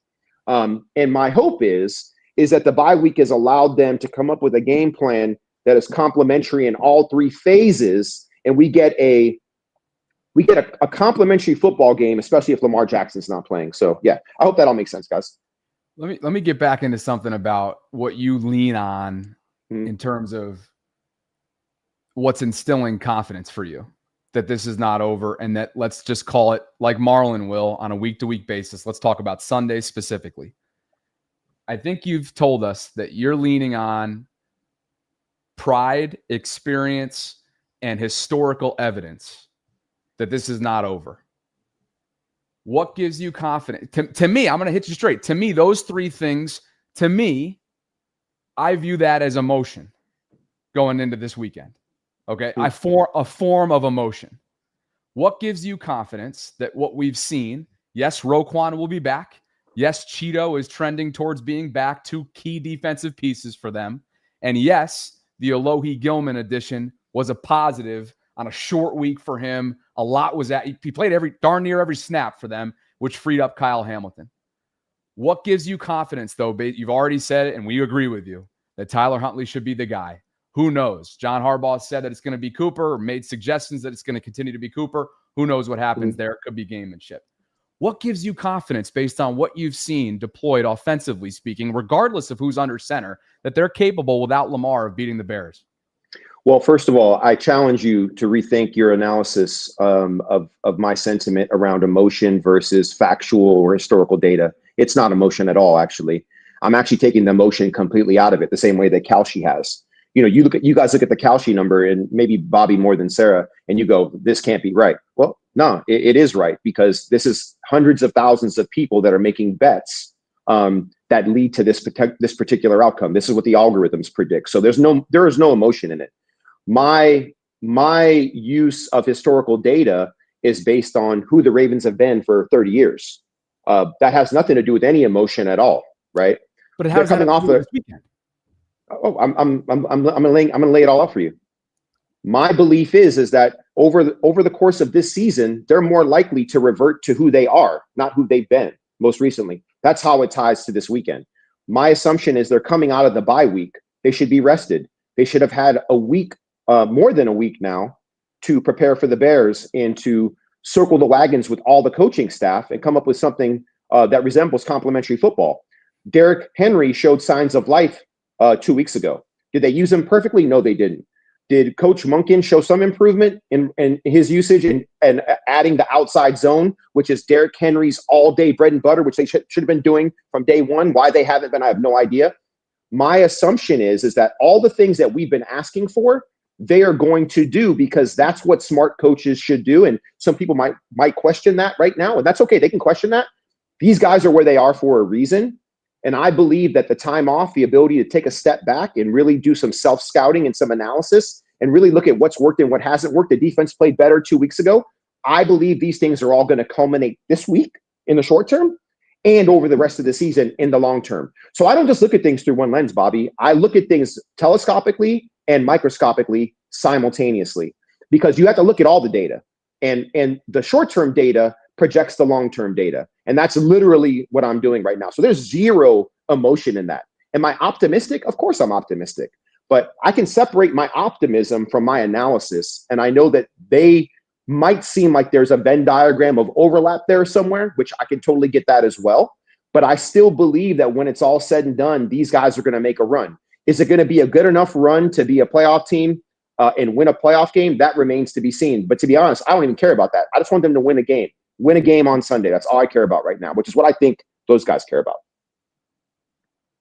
Fem, I feel like we've talked about a few of these topics, but let me know. The next one was so-called body language, LOL, you said. And you had that in all caps. We've gotten into that. We got into that a little bit. We did. Okay. And just to clarify, I just want to make sure Bobby feels they're cooked. I don't think he ever insinuated that Marlon Humphrey says they're cooked. I just wanted to clarify that because it seemed like. Yeah, I don't think it matters, honestly. Okay. I don't think that nuance is relevant. The bottom line is Bobby thinks they're cooked, and he gave me all the reasons he thinks they're cooked. And Marlon was the cherry on top of the sundae to just finalize it for him. Well, we already know that we don't agree on that, so it's cool. Yeah. Like, it's all good. I love Bobby.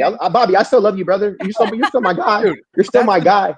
Dude, this is the beauty of it. That never even needs to be said in this vault right here. That's the beauty of it.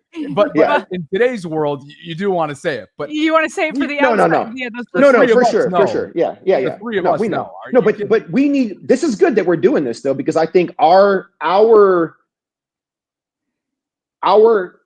coloring of this situation is the full spectrum of Ravens fans' feelings across the country right now. Yeah, you know what I mean? Sure. So all three of us are in different spaces. I'd say I'm the most optimistic. Sarah's kind of in the middle, and Bobby, you're at the other end. You think it's over, and that's what a lot of people feel like. And I hear it from everybody. I walk down the street. I live in Harbor East, guys. Like, I live downtown. You know what I mean? And who do you think people want to come to at the gym, at Whole Foods, at the yoga studio, on the street? Like, they want to come to me. And I'll tell you right now, like, I am like, look, optimism is free, and you don't have to believe me, but I have I'm not optimistic for the sake of being optimistic. I'm optimistic because I've been here before. I know what this looks like. And so until otherwise, I'm going to stand where I stand, and we're all going to find out, right? You guys, we got all the receipts. This is recorded. Like, I mean, we're going to know pretty soon, like, if who's trending in the right direction. And I'll say this, my prediction is that when we get to week 13, the Ravens, the Bengals, and the Steelers are all going to be 7-5 or 6-6 or 5-7. All three teams are going to be somewhere in there. Book that. I said it right now. Week 13. Week 13. By week 13, they're all going to be 7-5, 6-6, or 5-7. All three of those teams. I don't think that's crazy. Okay, number 3, you said what teammates value versus what the media value. Yeah, Sarah, this is where you and I are going to have a real heart-to-heart right here. And I heard what you said, so you can't backpedal now. Like, I got the receipts on this one. What did I say? Just remind me what I said. You basically said that you think that players value their teammates being available for the media more than what I was saying, or that it matters to players. Like, basically, like, high level, you were saying that it matters to players, right? I said that Bobby and I were disagreeing, and I think that it shows a level of leadership to other guys in the locker room. And I did say yesterday that I don't think that they're like angry and saying, man, I had to go and do this because you didn't. I was saying that there might be some players where it means something to them when they see Derrick Henry and he's going through an episode of fumbling that is so uncharacteristic from his career, and he still stood up and he's still taking accountability, whereas other players have not. And I was saying yesterday that I applauded Flowers for coming back and saying, I won't do that again. I'll be back. So to me, it's a display of a type of leadership where you are able to look ugly in the eye in the entire spotlight where everybody can see it, which is in the media, because that's what projects you out to the world, and you stand up to it. And I feel like there has to be a level of respect for a guy that does that. Yeah, so you're adding a lot more words to what you said. So I know this for a fact. It was like a 20-minute back and forth. Nah, but that's the summary of it. Well, it's okay. I'll give you a little room. I'll give you a little room on this bit. But the bottom line is that the response that I made in the chat was that inter-team dynamics and communication are the most important thing by far. And anytime you own a mistake and you speak up for it, it doesn't matter where it's at.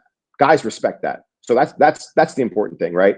It doesn't matter where you say it and where you do it, but you also have to remember that the power of the media and using the media as a literal and figurative microphone has way less power now than it did 15 years ago.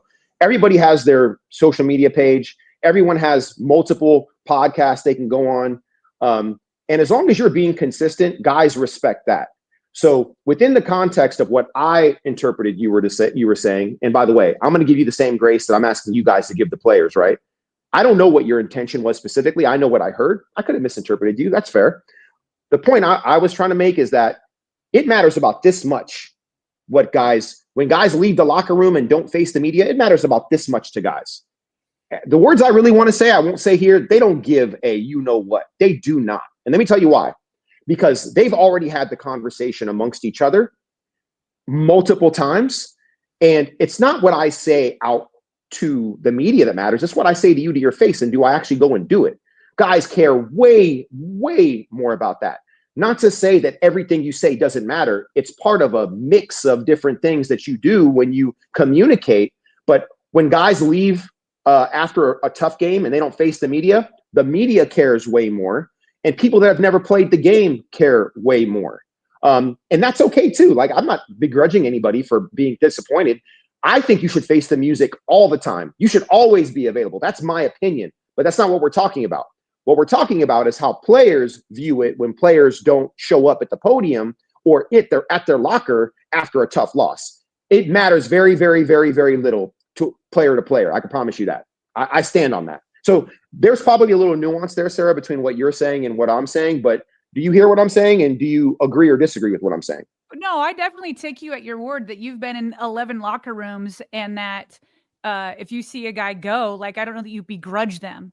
And maybe it's my fault for not, or maybe you've helped me. This is why I like debate. People always tell me not to engage. I like debate because it helps sharpen my thoughts. So whether I said it like this yesterday, or if you've helped me sharpen my thoughts, I don't know. But to me, like, the analogy to it, right, of what you're saying is I don't want to have a job where I am collecting garbage. And so I wouldn't begrudge you or Bobby or anybody else if you were like, I don't want that job. I'm going to go find a job elsewhere. But man, when the garbage man comes by my house or I see them doing work, do I have respect for them? Because they're doing a job that I don't want to do. I know the players and the team, because I've been in there, really don't like the media. It would be so much easier for them if they didn't have to deal with the media. And I'm sure everybody has been taken out of context and they've been put words in their mouth, or they've had a narrative put against them. And so I know that inside there's probably not great feelings towards the media. And so if you don't, I wouldn't see a player being like, man, you need to go talk to them. It's not that. It's not that I think that they begrudge them, but it's just a human thing where it's like when somebody goes and does a job that you don't want to do, it's like, dang. And then, like you said, if you face the music at all times, like, I wouldn't begrudge you if you don't do it, because I don't want to do it either. But man, you face the music, I've got respect for you. And that respect garners a leadership role. It leads into that. So I don't know that I've ever said it that way or articulated, or maybe you've helped me sharpen my thoughts. But that's what I feel at the end of the day. Yeah, no, I think you're right. And this is the part that is important to me, is that guys have a requirement to talk to the media, right? Like, everyone knows that, right? And there are certain guys that obviously as leaders probably maybe not from a expressed demand have to be available, but when you're the leader, you got to be the leader all the time. You can't be the leader when it's just going well, right? Which I think is kind of the point that you're making, right? Yeah. Like, be available all the time, not just when things are going well. Mm-hmm. And I actually agree with you. But what I'll say is this: sometimes it's better to be quiet and have people be mad at you than to open your mouth and have people hate you. You know what I mean? Because I think a lot of times, especially with some of these young guys, and I don't think this is a Ravens issue. And for the most part, I think the way that guys have been raised in media now in this time period, they're so much better at it than guys were 20, 25, 30 years ago, that they almost know when they need to kind of like say, you know what, I'm going to take one for this, for not talking, but it's better that I don't, because I might say something that I regret. And it could be offensive to a guy I just played against, a guy that I play with, or a coach that I work for, or an owner that I work for, right? And we don't know those narratives all the time. But we would want all our athletes to feel free to have their podcast, to do what they want to do in their free time, to have an open microphone and platform to speak their mind about all things they want to speak about, but to also show up when duty calls, through the good and the bad times. And I think one of the issues that I have, and I'm just going to kind of slightly move a little bit forward with a point that I need to make before I forget, is there's some podcasters right now that irritate the shit out of me with the narratives that they put out there. Yeah. There's a dude right now, I'm not going to say his name, but I wanted to throw my phone out the window a couple weeks ago. He basically, not literally, but figuratively said, I want you to shut up and play football, is basically what he said. And he's got a podcast that's starting to grow a little bit. But I was really disappointed that he didn't have the grace and space in his mind to recognize, like, what I do on Sunday on the field and what I do on Monday or Tuesday in my house, those things have nothing to do with each other. You know what I mean? You just happen to know what I'm doing because I'm putting a podcast out. And don't you want to know what I think? Don't you want to know my thoughts on the game? Don't you want to know things that only I can tell you as a former player? But instead of looking at it that way, you want to shit on me and get pissed off because we lost the game. Do you think I'm trying to lose? Do you think I want to lose? Do you think I want to embarrass myself, my city, my family, my teammates? Hell no, I don't. I want to win just as much as you want me to win. But should I shut up because we didn't win a couple games? No, I shouldn't have to shut up. But I think that people's emotions lead them to say crazy things and take away rights and freedoms and opportunities that we should all have, regardless of our occupation. And I see this happening nationally all the time. And the words I want to say right now about how I really feel about it, this goes way beyond the Ravens and football. This is for all people that are artists, entertainers, or just have an opinion. As long as you're being tasteful, and obviously in the case of people aren't being tasteful, hey, as long as you're not hurting somebody and hopefully you're not hating anybody, hey, do your thing, man. Like, you should be allowed to do that. So sorry, I just wanted to make sure I made that point. And we need to make this point right now because breaking news just hit the timeline. Jeff Zaribek and other beat reporters noting that 20 minutes into practice, after not showing up the first 20 or not being present, at least to the media portion viewing, look who jogged onto the practice field for the first time since prior to the bye. Lamar has jogged on the practice field for the first time again since leaving that Chiefs game. This will be the first practice since prior to Chiefs week. It'll be the first since September 28th, or excuse me, it's his first practice appearance since straining his hamstring, as Jeff notes here on X, on September 28th. So certainly suggests that he's going to try and give it a go this weekend, guys. And we have some breaking news inside the vault along those lines. Fam, give your reaction, bud. No, I love it. I thought he would play, and I got a little nervous that he wasn't going to. But guys, I'm just being really honest with you. Like, this isn't my and Bobby. I love that you are. Look, I always want you to tell me the truth, man. Like, you know, you and I have a lot of our private conversations. And Sarah, now the three of us are in a thread. You're just getting a taste of what I give Bobby all the time. You know what I mean? And I've been doing it more now that you're in the thread because I love your guys' vibe and energy. And I love the fact that I can challenge you and you can challenge me, and we can do it like literally like on a national podcast that everyone can kind of hear it. But in the case of Lamar, I'm just more confident that they're going to win the game now. I still think they would win. They were going to win the game this weekend just because it was time. And based on, and I won't recount it all or rehash it all. I just think they're going to find their groove. Coming out of the bye, Coach Harbaugh is really good. I think the complementary football piece in all three phases is going to be enacted. And I think Derrick Henry is going to be a big focal point of everything going forward. And I really think this defense is going to get to start causing havoc and chaos with their secondary. They're going to have to do simulated blitzing. They're going to have to use all these pieces, Kyle Hamilton in the box, because they don't have the horses necessarily right now in their current state to do it. Now, maybe Mike Green's going to come along and maybe there's going to be some guys added in and maybe someone's going to surprise us, but they're going to have to do it a little bit with their strongest position, in my opinion, which is their DBs. And having Lamar back, in my opinion, just gives them a little bit more room to be a little bit more exotic on defense, in my opinion. So that's what I think, Sarah. Yeah. No, I think this is massive. I'm going to change it. My 5 points of optimism are now 6 points. Thanks to Femi. Let's review this now that Lamar Jackson is back. 6 reasons why the Ravens could go on a playoff run. Here we go. Number 1, it's a lighter schedule. Out of their 6 first opponents, 5 are playoff teams. Out of their next 6, only 1. Okay, they are now officially healthier. Lamar is back. Roquan is back. Cheeto trending that way. Pat Ricard trending that way. Number 3, they've gotten better on defense with the addition of Alohi Gilman and the 3 safety look. So it seems like the defense is finding its footing. Number 4, if the Ravens do win the Bears and Miami afterwards, I think EDC will pull off a big move. Look at that. Look at that photo. Is there anything more beautiful than Lamar Jackson back on the field with that visor throwing a pass? So good. Number 5, we have a weak AFC North division. They are eating each other. The Bengals helped out the Ravens last Thursday. And then 6th is there's an extra playoff spot over the last few years since 1970. I'm taking that one from Femi. So that is my 6 reasons for optimism that the Ravens can go on a playoff run.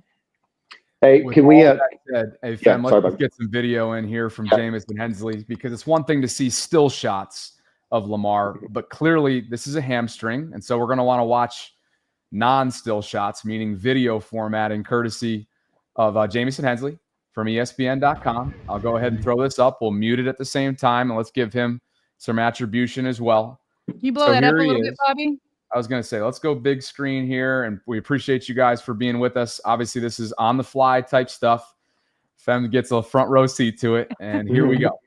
Okay, let's see. Where is he in this video? There he is in the middle. He's got his shorts on, kind of gingerly, just jogging, tossing a football.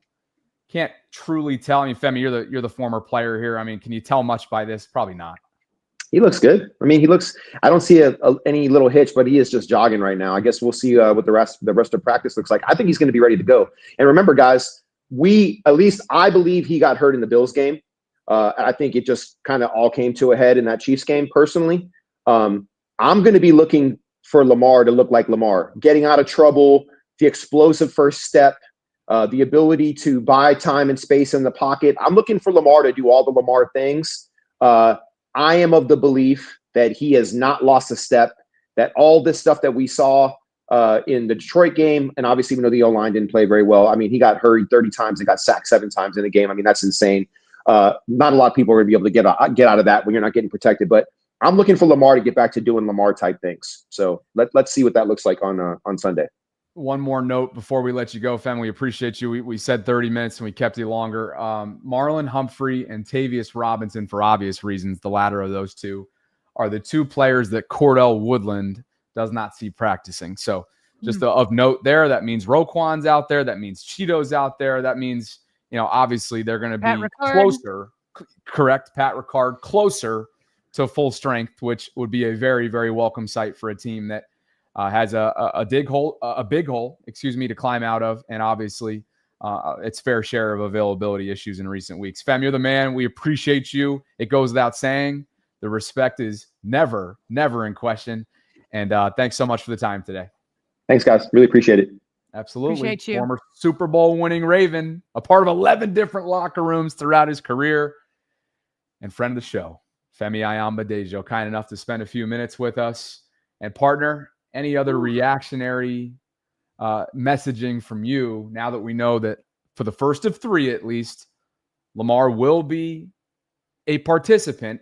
What's that participant level? We'll have to wait and see later this afternoon, but certainly a good sign as he trends towards potentially making his first appearance since that Chiefs second half. I mean, it's massive. It's massive. I don't know if I could have gone as far as Femi. Maybe I could have. Maybe I would have thrown a Hail Mary if Lamar couldn't play. Maybe I still would have just had a Hail Mary situation, said, okay, I'm going to predict the Ravens win. But this makes me obviously much more confident. Spoiler alert, I will predict the Ravens win. I agree with Femi that when they come out of the bye under John Harbaugh, they play much better, but this is massive. I mean, to me, it was hopeless for the Ravens to go on a playoff run without Lamar Jackson. Jack Settleman was on here. He called this the Ravens Super Bowl. And this is what you've got to turn it around. You can't go 1-6. You can't go 1-6 out of a bye, out of being 1-5 with all these players coming back. I mean, listen, at this point, you're basically missing Nnamdi Madubuike and Tavius Robinson. And those are two big pieces. But there are teams that compete when quarterbacks go down. We just saw it with the Cincinnati Bengals. You can't tell me that Nnamdi Madubuike is a bigger loss than Joe Burrow. And so the Ravens need to figure out how to compete without Nnamdi and without Tavius Robinson for a certain amount of time. And with Lamar Jackson, they can do it. I feel like they need to still be careful. We don't need to re-aggravate a hamstring injury. I would love it if they still leaned into Derrick Henry a bit. I do not want to see Lamar Jackson running for his life. I am still optimistic based off of John Harbaugh's press conference comments that they will make a change at right guard. And then with the addition of Pat Ricard, which I'm assuming he will be there after this is his third week of practice. They've been shorter weeks of practice, but it's been his third week. With those additions, there is no reason that the Ravens shouldn't win a home game out of the bye with Lamar Jackson, Roquan Smith, and all these other guys. I'm very curious what's going on with Marlon Humphrey.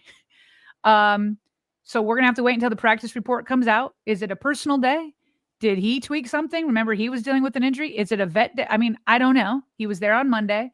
So that is something to watch. At least Cheeto's there, and they have that 3 safety look. But whether Marlon's in there or not, the Ravens Super Bowl, regular season Super Bowl, is this Sunday, and they have to win it, and absolutely can with number 8. They can. Not optimistic. You're still not feeling it. You're still not feeling it. No, I'm not. That is not this video right here is not an injection of confidence for you. Well, it gives them a whole lot of hope, a whole lot more hope for sure. But again, I think we're glossing over, in a sense, some of the lingering issues that were happening prior to Lamar going down that I think still exist. And I don't share that optimism that you have about an offensive line change. I just don't. I really don't. And if there isn't a change, and Sarah, regardless, even if there is a change, they're the 24th ranked unit. They've given up 70 pressures, 9 sacks on 193 pass plays this season. They have not proven that they can consistently run the ball with or without Lamar. And if that continues to be the case moving forward with this line, and they have to win through the air, those are staggering statistics that I can't bring myself to share that optimism. I just can't. Even against a lesser, yes, they've won 4 in a row. We've already talked about the Bears, strength of schedule and whatnot. Even against the lesser team, because the Ravens have proven in recent weeks that they are one of those lesser teams. At least they are through 7 weeks, 6 games. Yeah. So that's where I continue to stand there. We'll get to Friday when we get to Friday. Offensive line is your biggest worry? Absolutely. What is your confidence level of the defense after what we saw against the Rams? A great step in the right direction. So you have a higher confidence level in the defense than you do the offensive line. After what I saw against the Rams offense that then went to London and hung 30 plus on Jacksonville, yeah, I would think I'll give them an extra vote of confidence if we're playing the comparison game between the two sides of the ball. Well, this is where I might sound a little Femi Ivandejo like. Is I lean into that Super Bowl year where the offensive line was not playing well, and they made one change to McKinney, and somehow the offensive line completely transformed. It was insane. It was insane, and all of a sudden they came together. Really, and Bobby, this happened in like December. This is leading into the playoffs. So it's possible. Sometimes those little tweaks can do it. It's possible. But I hear you. And maybe there won't be a change. I could be wrong. But my thought is Ben Cleveland will be out there at right guard on Sunday. Yeah, and he's given service. He's put forth serviceable starts in the past. Better than Fa'alele. right? Yes. He has given them serviceable starts in the past. They need him, if he's going to be called upon, to obviously give much more than serviceable this weekend. And we both agree, right, based off of film study, that Roger Rosengard and even Tyler Linderbaum have not been playing up to their normal selves. And who knows if a change at right guard will help unlock them, feeling like they have confidence to play like they normally do and aren't worried about, the guy next to them. It's like those types of things are what can kind of trigger and begin some momentum for your side. Well, I thought Cole did a good job along those lines of sharing some of the regression that he's seen on tape from Rosengarten specifically, a player that's playing tentative in Cole's evaluation and hesitant. And I don't know if that has anything to do with his running mate who's left of him when he looks right every single play in Fa'alele at right guard. But that's where I stand. It's obviously a shot in the arm, Sarah. I don't want to diminish it whatsoever. Mm-hmm. It is a shot in the arm. I just don't have a trust levels yet that this is going to be a difference maker in terms of outcome results. I know it's going to be a difference maker in terms of the way the ball moves offensively and output, but ultimately the end result, I'm not fully there yet. Yeah. And I'm putting a lot more confidence in Lamar Jackson. I understand your point about the offensive line. I obviously think a change will be made. You're not so sure. I think Pat Ricard will help. I'm really hoping that Todd Monken and the Ravens come back with better situational play calling, because I think under Lamar Jackson, they're going to move the ball. I think we're going to get back to moving the ball. It's, will you score when you're in the red zone? Will you be able to convert on 3rd and short and even 4th on short? Those things I want to see. Take care of the football. That's actually probably number 1 on the list, right? Maybe, and then the situational play calling number 2. Maybe number 1 is for you is offensive line. But Lamar Jackson solves so many problems for you, and I want to make clear, I don't feel like all the pressure should be on him. I want to see these changes with Ben Cleveland coming in. I want to see Pat Ricard back, and I want to see better situational play calling. But Lamar Jackson puts them in that conversation to do those things. Whereas like all those things didn't even matter before without Lamar. So let's come out. Let's hold on to the ball, Zay Flowers. Let's hold on to the ball, Derrick Henry. And let's have better situational play calling, and let's put Ben Cleveland in. And I promise you, we'll see a resurgence of the offense that we saw more in the first 2 or 3 weeks of the season than what we've seen since then. Everybody should be feeling pressure. Everyone from the quarterback all the way down to the equipment manager. Everybody should be feeling pressure going into a must-have game on Sunday at 1:00. Looks like Lamar could very well be trending towards playing. Bears, Ravens. And just real quick, you have not made up your mind for Sunday for your prediction yet? Well, in terms of score and whatnot, I know I've suggested. Not score. I suggested earlier, we're going to wait till Friday, and we're going to see how the week trends. First and foremost, there's a lot that can change, obviously, especially with the nature of this team and recovery timetables and setbacks and you name it. I mean, somebody said it best earlier, like maybe it was a super chat yesterday. You just never know with this team. The unpredictability is through the roof. So in the spirit of said unpredictability, I'll wait till Friday. Okay. I did suggest yesterday that I was going to pick Chicago regardless of Lamar's availability. We'll wait and see on Friday. All right. Sounds good. Okay. Let's get some reaction for these super chats, shall we? Okay. Yeah. It's been a minute. We left off with Dre, and we picked back up with Dre, who says EDC is using the F out of that Walmart $5 player bin for the laughy emoji. And Mr. Worldwide says, with all due respect, Femi is delusional. He's not here to counter that. Matty Camacho, and he's not delusional, by the way. He's a tremendous analyst, great friend of the program.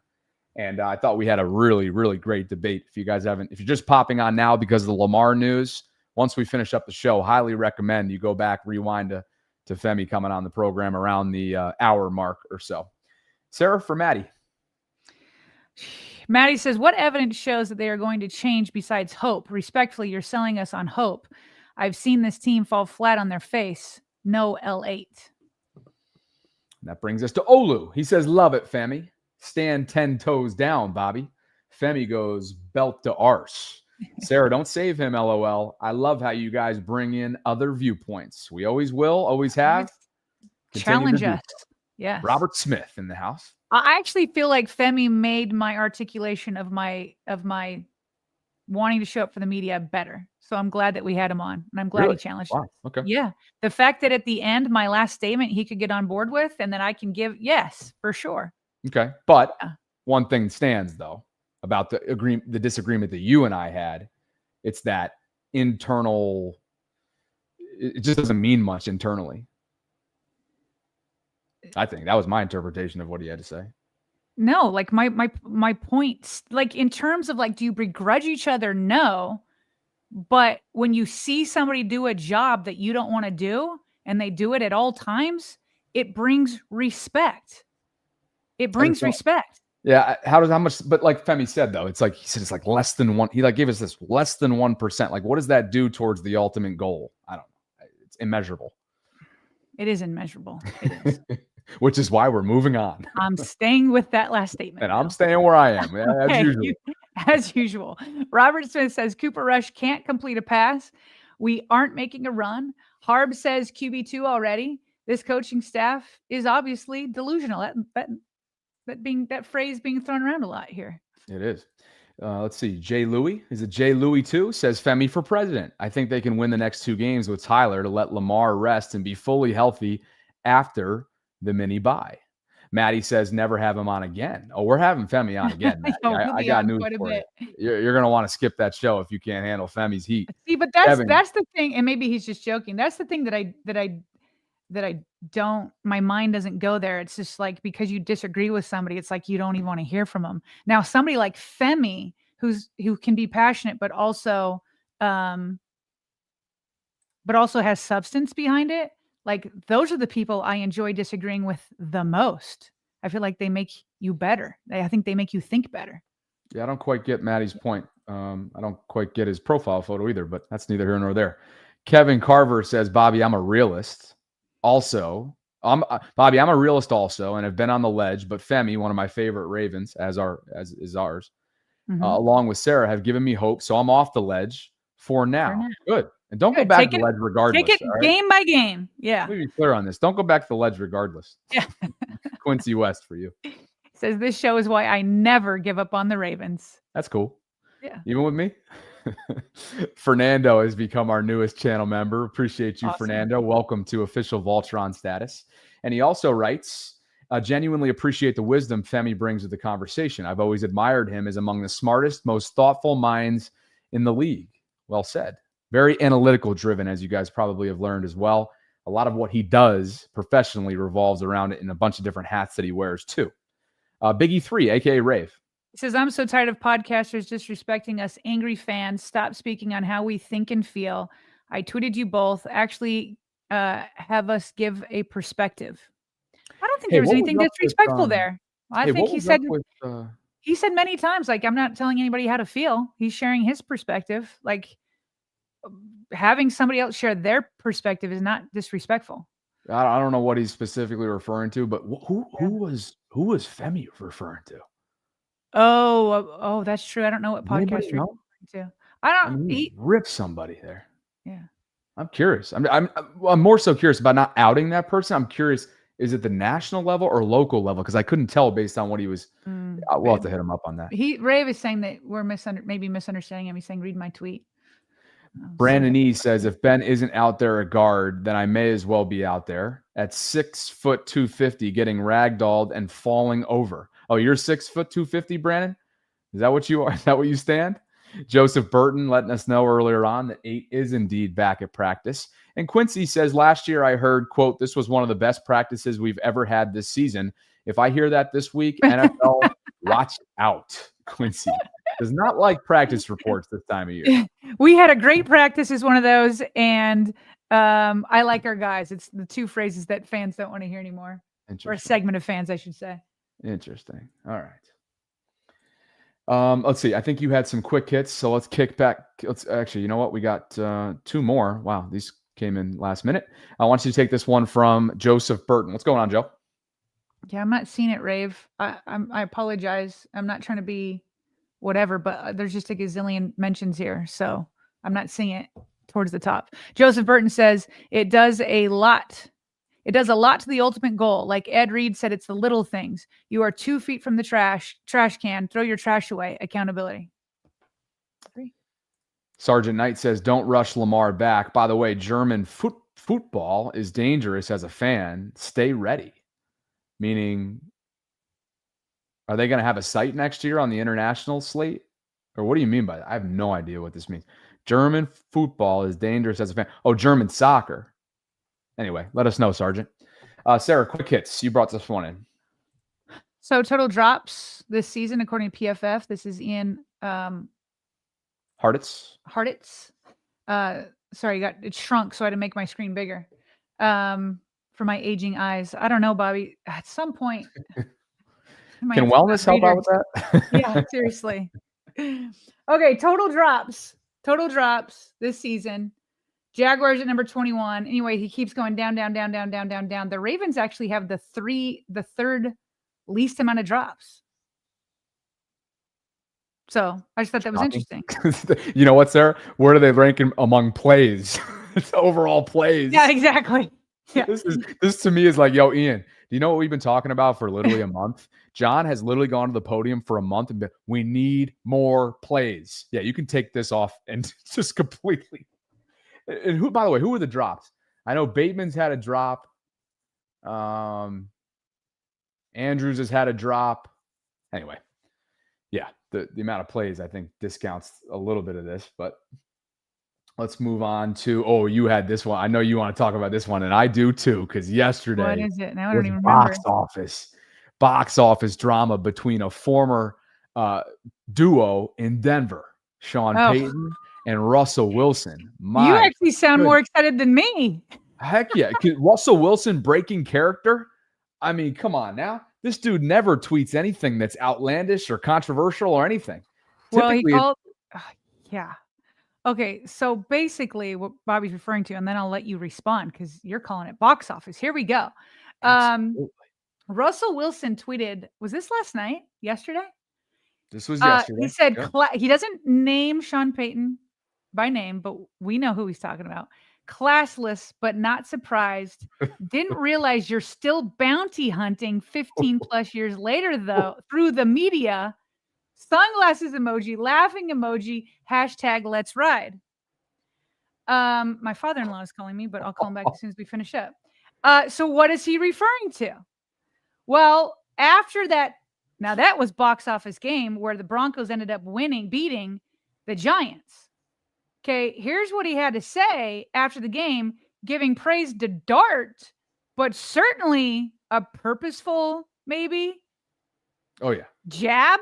Oh, yeah. Like, I don't even want to call it a stray because I kind of feels like it was like purposeful. Here we go. Here's Sean Payton after that game.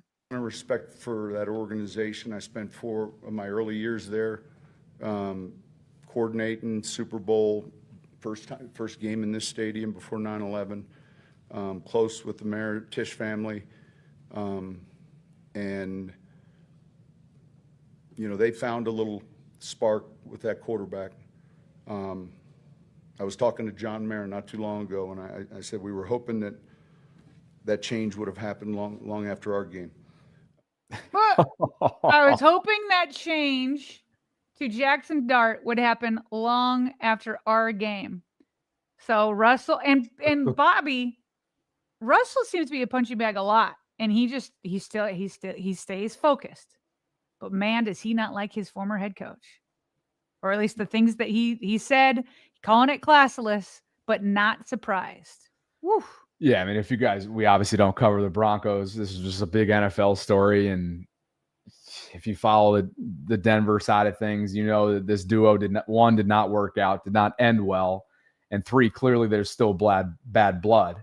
Russ was not mentioned by name, obviously, and obviously the Giants made the right decision because Jackson Dart's given them a much-needed spark, and it's a lot of fun to watch, by the way, I might add. But yeah, and maybe some of us remember, depending on ages around here, what happened in New Orleans under Sean Payton's tenure, under his leadership, the bounty scandal, which was really ugly years and years and years ago, over a decade ago at this point. So, yeah, Sarah, about your place of birth there, right? Weren't you born in Colorado or Yes, spent I time in was. Colorado? Springs. I know you Colorado grew up. Springs. Yes, Yeah, you sir. grew up watching Broncos football. This was quite something for their media departments yesterday. But Peyton's like that, man. I don't know. Sean's tough as nails, man. He is tough. And do you remember the clip? The clip, of course, went viral yesterday of him chewing Russell out on the sideline. Oh, almost man, as if he was trying to get him to like do something in order to like, what was it? At the time, there was speculation that to get Russ to do something that would get him to like forfeit his bonus that was coming up or something like that. I don't know. It was ugly. It was ugly. But you know who's laughing all the way to the bank? Russ, because Denver's still paying him, I think. So there you go. But right. Heck of a quick hit there and a heck of a way to end. Did any super chats come in since we left off? No, they did not. I think that brings us to a close, Sarah, on a busy Wednesday. Ravens Twitter account, nonstop videos and pictures of Lamar. Can you tell they're happy? Oh, boy. Oh, man. Maybe as happy as me. Yeah. It's beautiful. It's just so beautiful. They need it. They need that shot in the arm for sure. So we appreciate Femi for coming on and sharing his perspective today. We appreciate all of you. Sarah, don't look now, but over 7,000 concurrents with us on a Wednesday. It's been a big week of viewership. Bobby, Mike Garafolo, just confirming what Jeff said to start our show. Yep. Speaking of the Ravens, he tweets, I'm told the removal of the ping pong tables and other games from the locker room initiated with veteran leaders on the team, not the coaching staff. It was not a punishment. The players wanted them out. Yep. So that's Jeff and Mike reporting the same. There you go. And, you know, we've used this content before. The former Packers quarterback, Kirk Bankert, he's doubling down on a previous take that he had. He says, someone saving face or someone yesterday was lying. The Ravens man with like a sick emoji. So he's not backing away from what he perceives as turmoil and friction internally. Gordon C. and Leah Couples, we appreciate you both for the support that you give us through Patreon. Patreon.com/RavensVault podcast is where you can go to learn more about how you can get involved in the channel. So Gordon, Leah, thank you both. And thank you guys for being here. One more super chat came in.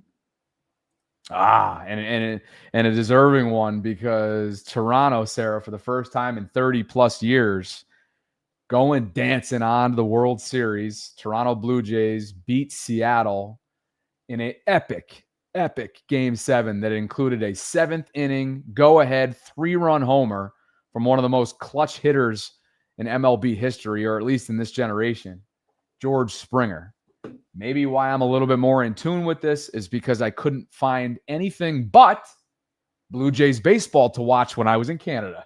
And maybe for good reason, because they only have one baseball team at the professional level, Sarah, and it's an entire country. So congratulations to the Blue Jays. Congratulations to anybody who loves the Blue Jays and is a fan of Toronto. Should be a fun series. Dodgers are going to be heavily favored, Sarah, because of the litany of talent that they have, including maybe the game's best player ever in Shohei Ohtani. He is a marvel. He is superhuman. And did you see what he did to lift the Dodgers to their series win? Do you think I saw it? It was okay. It was a Sarah, figured speech. He struck. He had double-digit strikeouts. Okay, meaning he pitched. He struck double-digit batters out and hit multiple home runs. It's like unheard of what he's doing, like Babe Ruth-esque. And so, I know you don't care, but it's unbelievable what Shohei Ohtani's doing. Great. You know, the only people that care in this chat right now is who the Orioles are going to hire as their next manager. That's right. Okay. Kadri is funny, man. We got to get him on at some point. Why? What did he do? He's not pleased with the way that Marlon's handling things, because he just quote tweeted Brian Wacker's report of Marlon not showing up. or not at practice. See it. And he goes, rumor has it he's taste testing a glizzy with mustard, no ketchup, whilst playing Miss Pac-Man. Oh, boy. Unbelievable. Okay, guys. Wait. Did you read the Fort Carson one? Super The chat? what? This one? Did you get this one? Nope, it's all you. JL Green. Hey, Bobby and Sarah. Sarah, I was stationed at Fort Carson, Colorado Springs from 76 to 79. So Fort Carson is an Army base in Colorado Springs. Met a ton of people coming in and out from there. 79 was when I was born, December 30th. So were you still there? Did we overlap in Colorado Springs? That's Cool. awesome. Thank you for your Salute to service, James. JL. Yeah, I was going to say salute to you, James. Thanks for the super chat. All right, partner. I think that just about does it. All right, good. It's time. All right. You and I will be back tomorrow. We'll have press conferences to get to, more practice reports, including the injury report, which will be released later on this afternoon. Thanks to Wellness Plus Care for the continued support of our program and sponsoring the show. Thanks to Femi. Thanks to you, partner. And thanks to all 7,100 plus concurrents at this very moment for joining. If you aren't watching live and you're in the audio only space, we appreciate you. And the same for those that don't catch us in live format on YouTube and in the Twitter space. That's where you can find us. Audio only, YouTube, Twitter, daily basis. Thanks, guys. And for Sarah Ellison, I'm Bobby Trossett signing off from this Wednesday Ravens Lunch Hour live stream. I will have a personal channel on the Bobby Baltimore side of things dropping in live formatting within the next couple hours. We'll react to practice reports. We'll react to press conferences and a number of other things. So we'll talk to you then. Appreciate you, partner. Appreciate all of you guys. And as always, thanks for spending some time with us here inside the vault.